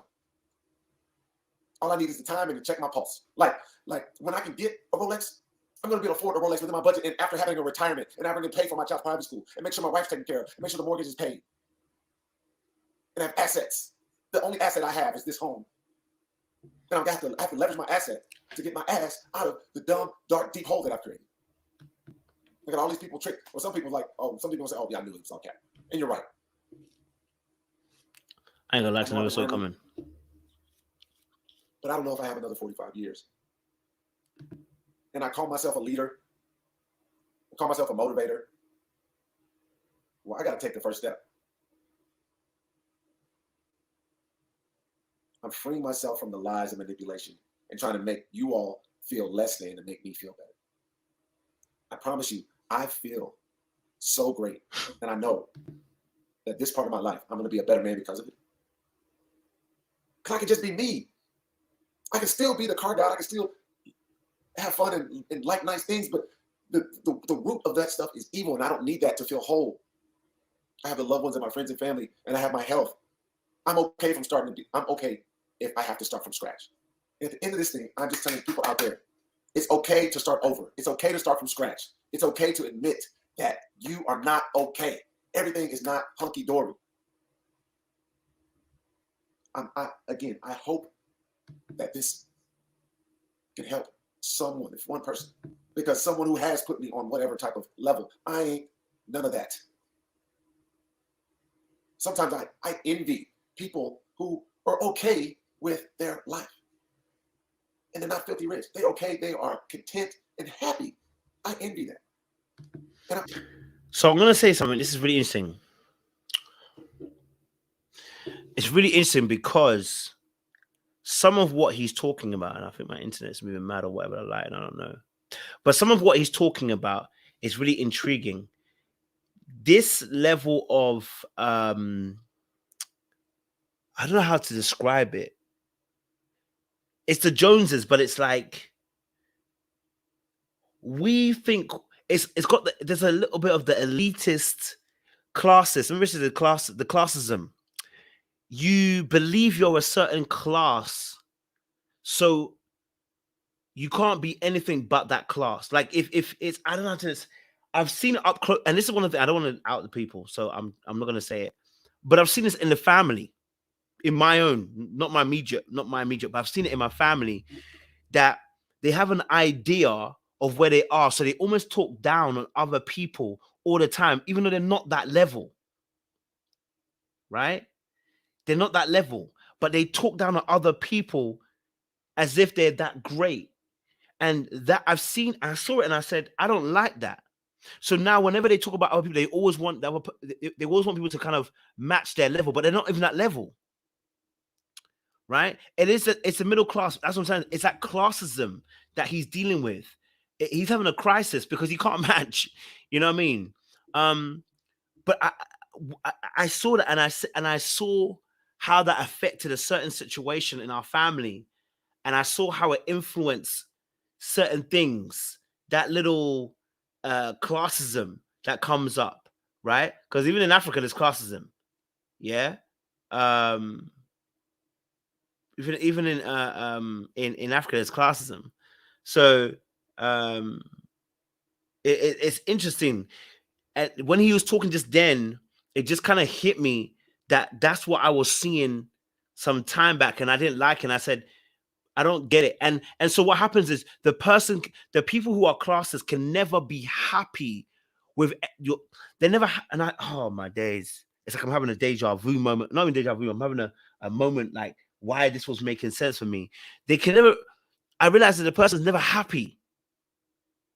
They always think that they've always got aspirational ideas. That is it. They've always got aspirational ideas, but they never meet the aspiration. And so whenever they talk to you, they're always aspirational. And when you have your achievements, they can't even celebrate you properly because it's not aspirational. Social stratification. Oh, okay. I like that. Right? And it's making me think because that's exactly what I was feeling. And I was like,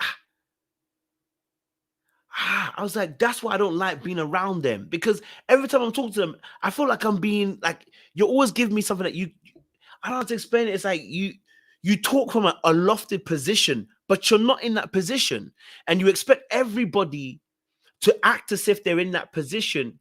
And when they don't, you look down on them. You almost have a snotty nose effect to them.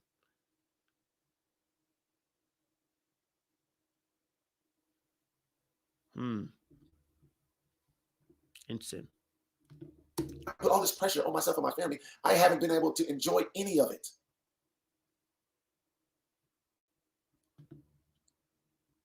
So I'm removing all of the bullshit.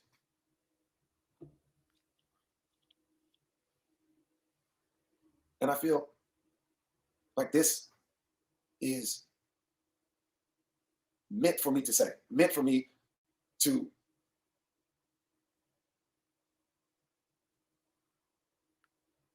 put in the atmosphere and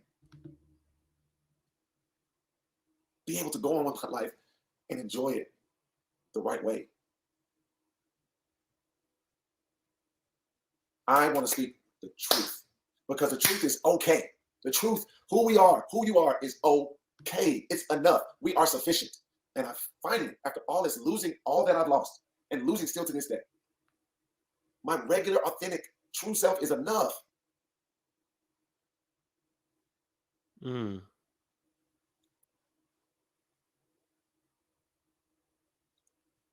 So to wrap all this up, I didn't change from my first marriage. She was right.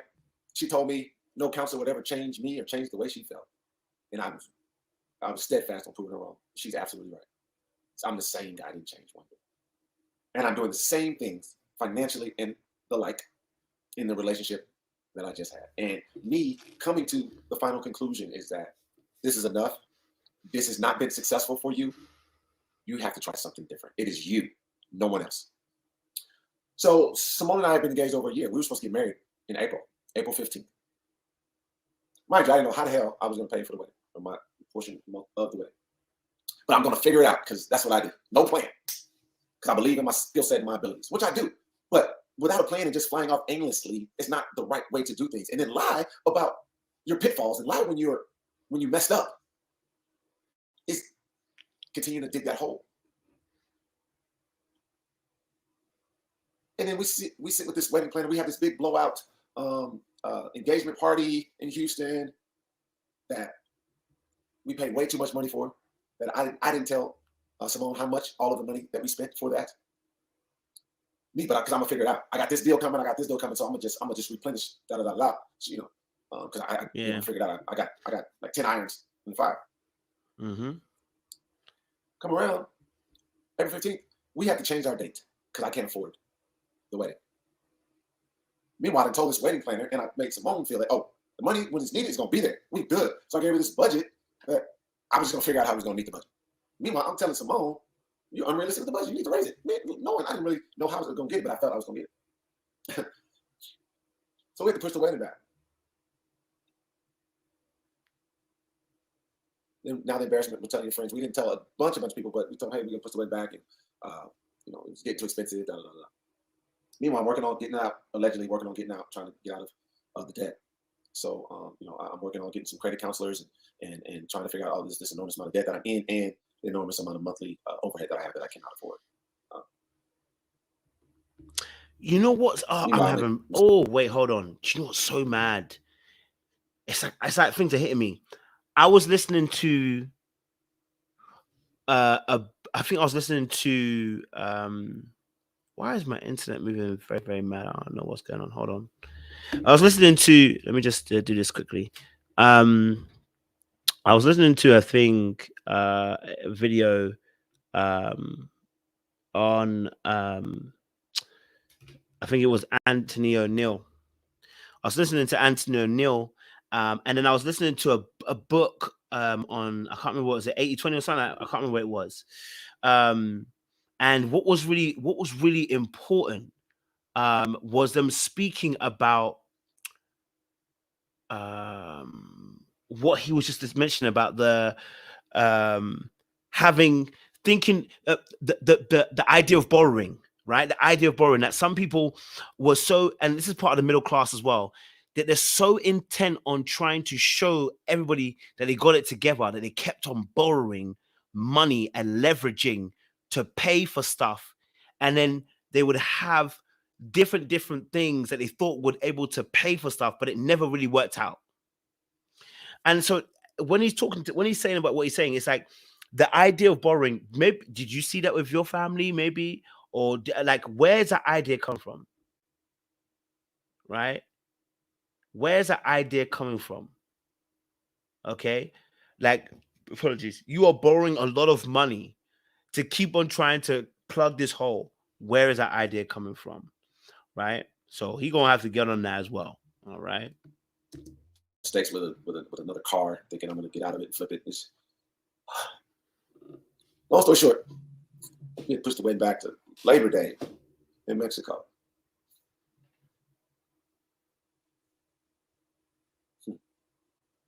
Now it's not a Houston wedding anymore; it's a destination wedding. So not everybody can come, so it'll be a little cheaper.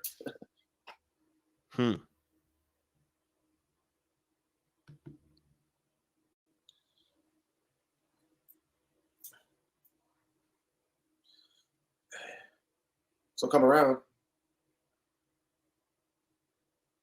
I'm not living up to my end of the bargain. I'm doing the same stuff. I spend more money to think I'm going to make the money to pay back the stuff, and it's just the merry-go-round. It keeps going, and I keep digging a hole deeper and deeper and deeper. And I still keep lying to you all on social media and withholding things from her, and projecting this perfect guy. Because I like to leave. Oh, well, I don't cheat. I'm a good dude. I don't do this, that, and the third. I don't hang out all night. I don't hit you. I don't none of that stuff. You know, great dad. You know, I work hard. I'm not lazy. I work hard. So I can't be perfect. Just love me. Let me put us in financial strain and debt and uncertainty. Well, that's not right. That's not what women need. Or if a woman, if you're doing that to a man, that's not what another human being needs. We need to protect one another and be a good teammate. Now, I haven't been a good teammate in my past marriage, and I wasn't being a good teammate now. But this is ending tonight, the night before Father's Day, because I've had enough. Y'all just don't understand, man. It's been so much that this girl's put up with finding out, you know, this new business venture, this new debt, her not knowing about this, and her being so disappointed. I've had to cancel trips that I promised her because I couldn't afford it. I had to back out on birthdays, and the first wedding, and just recently. And this is how men start jumping off buildings. No, this is real spit now. Like, this is how men start jumping off buildings. And I'm not trying to give them a pass. What I'm saying is, when men are not honest about what they, and this is why you cannot be shooting above your means. Like, you have to live according to your means, right? Okay, like you have to live according to your means. You get what I'm saying to you? And this is how people jump off the building. You jump off the building because you ain't actually really deep in these moments that actually you are out of pocket and you do not have the skills nor the finances or the resources to be able to live the life you're trying to say you should live. This is how you end up throwing yourself on the building. So if you don't be real with yourself, you're going to end up topping over, right? So he needs to get to that point. This is not for Symone. This is for him, because you're living a life well beyond what you can afford. And then the pressure of trying to live up to the standard and you feeling like there's nowhere to turn is what caused people to top of a building, right? So what you need to be doing now, okay, is now putting in practical work. If that means see a financial advisor, seeing how best we can go about it, right? What's the next steps for me? Do I need to go back? Do I need to choose bankruptcy? If I choose bankruptcy, what's the next few steps? He needs plausible steps to go forward, because ain't nobody giving you 250 grand. And even if they did, we don't want you to accept it, because you're going to be 250 grand in debt to someone else. Right? So I agree. I don't think Symone should take him back. I don't think she should take him back. And the reason being is this is what we spoke about on Wednesday night with the UK panel. I said, you have to monitor people in how they change. They say they're going to change. We have to monitor them. Right? We have to monitor you in the next maybe 6 to 12 months and monitor how you move.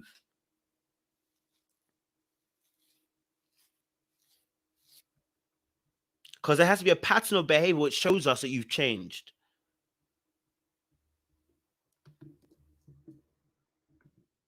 I came to her looking at our impending Labor Day wedding. I can't afford it.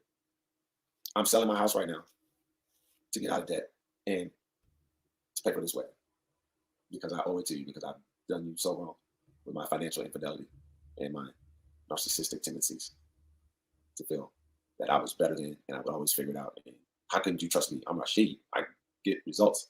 I get it done. It's all cap.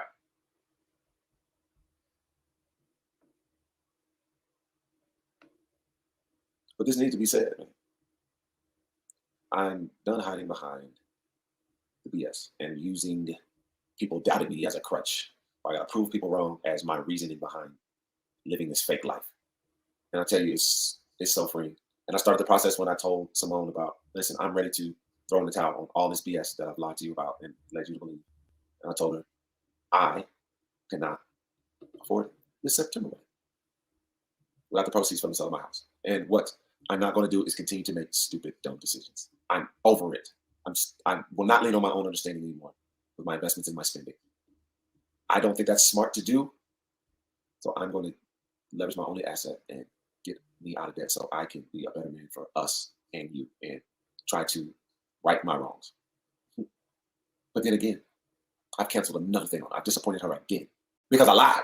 It's different. She has no fault in this at all because she knows the truth. She would be able to make a decision. She would be able to know the circumstances and she would be okay. But now I come to you in the 10th hour saying I need to reschedule or cancel another wedding and let's just do it privately. A real elopement, just the two of us at the courthouse in Vegas, which nothing's wrong with that, but that's not what was expected. That's not what I told her. That's not what I promised her. That's not what I lied to y'all about. On the surface, it's fine. She would agree to that. She went okay. And I'm going to say, hey, let's take some money that we do have to save from the wedding and let's go invest this. But me lying was gaslighting her when I do this for the third, fourth time. And I don't blame her for having enough.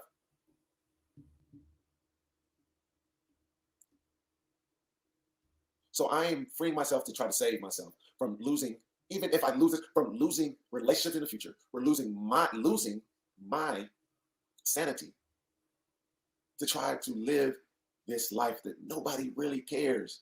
As long as if I'm good to people, I love people, and I work hard for my family to protect them and be a provider and be a good teammate, I am enough. He's got an addiction to making it big. Yeah, he's got an addiction to making it big. He's a gambler. He's a gambler. It's interesting as well because he's actually got a house he can sell. So he's a gambler. He's got a gamble. It's like he's giving me, I've got a gambling addiction. Like he's willing to gamble big to try and make it big. You know what I mean? That's the view I'm getting. I'm getting he's a gambler. I'm getting the fact that he's like, I'm willing to, he's the kind of person you see on a movie that takes all their chips, okay, and pushes them into the table and says, deal. Right? He's that person. Okay? He's that kind of person. He's that kind of person that takes all their chips in one go and puts them in front. And you can see the friend going, no, bro, chill. You've got it already. Like, chill. No, bro. It's go hard or go home, right, for me. You know what I mean? But I think he doesn't win. And the reason why he doesn't win is because he's unwilling to go through the process of change. Right? And so he's willing to do it all or nothing. And the problem is all or nothing, most times it ends in nothing. Right? So that's that impulsivity that he's got. That impulsivity. Yeah, those are the bad decisions he's talking about. That's why the financial advisors need it, absolutely. So he can't go all in. Enough. You are enough in whatever you do. So I'm confessing all this as a super flawed man that needs to change. And this is again, this is a happy, sad place. I am not like going left. This is real genuine. I'm not like, nobody has to come check on me. Like, real talk. This is real spit. Like, this needs to be said. And it's just the caring what people think. Caring what people think is ultimately what got me here. And it's led to my demise. And hopefully I can stop it right now. So men, if you're doing this, bro, it ain't worth it, man. Stop this stuff. Get your lady, get your family. You're enough. We're good. Ladies, the same thing. You don't have to put on a front. There's a man out there for you. There's a man that's going to love you for who you are, how you are, flaws and all. Everything. This is all superficial. Share your universe with someone who's willing to go through the hard times with you as a teammate, not an opponent. Because I turned my relationships and the women that I love into opponents inside my house under one roof. There's no way you can win and be successful doing that. So I'm stopping it today. And I'm sure there's some more things I want to say, but at the end of the day, I love my son. I love Symone. Like, I love my ex-wife. I love my other loved ones enough to admit you're right. It's been me all along, and I'm stopping it today. And I don't care what the fallout is, because I have to be a good man for my 10-year-old and all those who love me, and for all those who I've made feel less than by my selfish and manipulative ways. And I just want to be a good person, a good man, a good son, a good brother, a good husband, a great father, and everything in between. So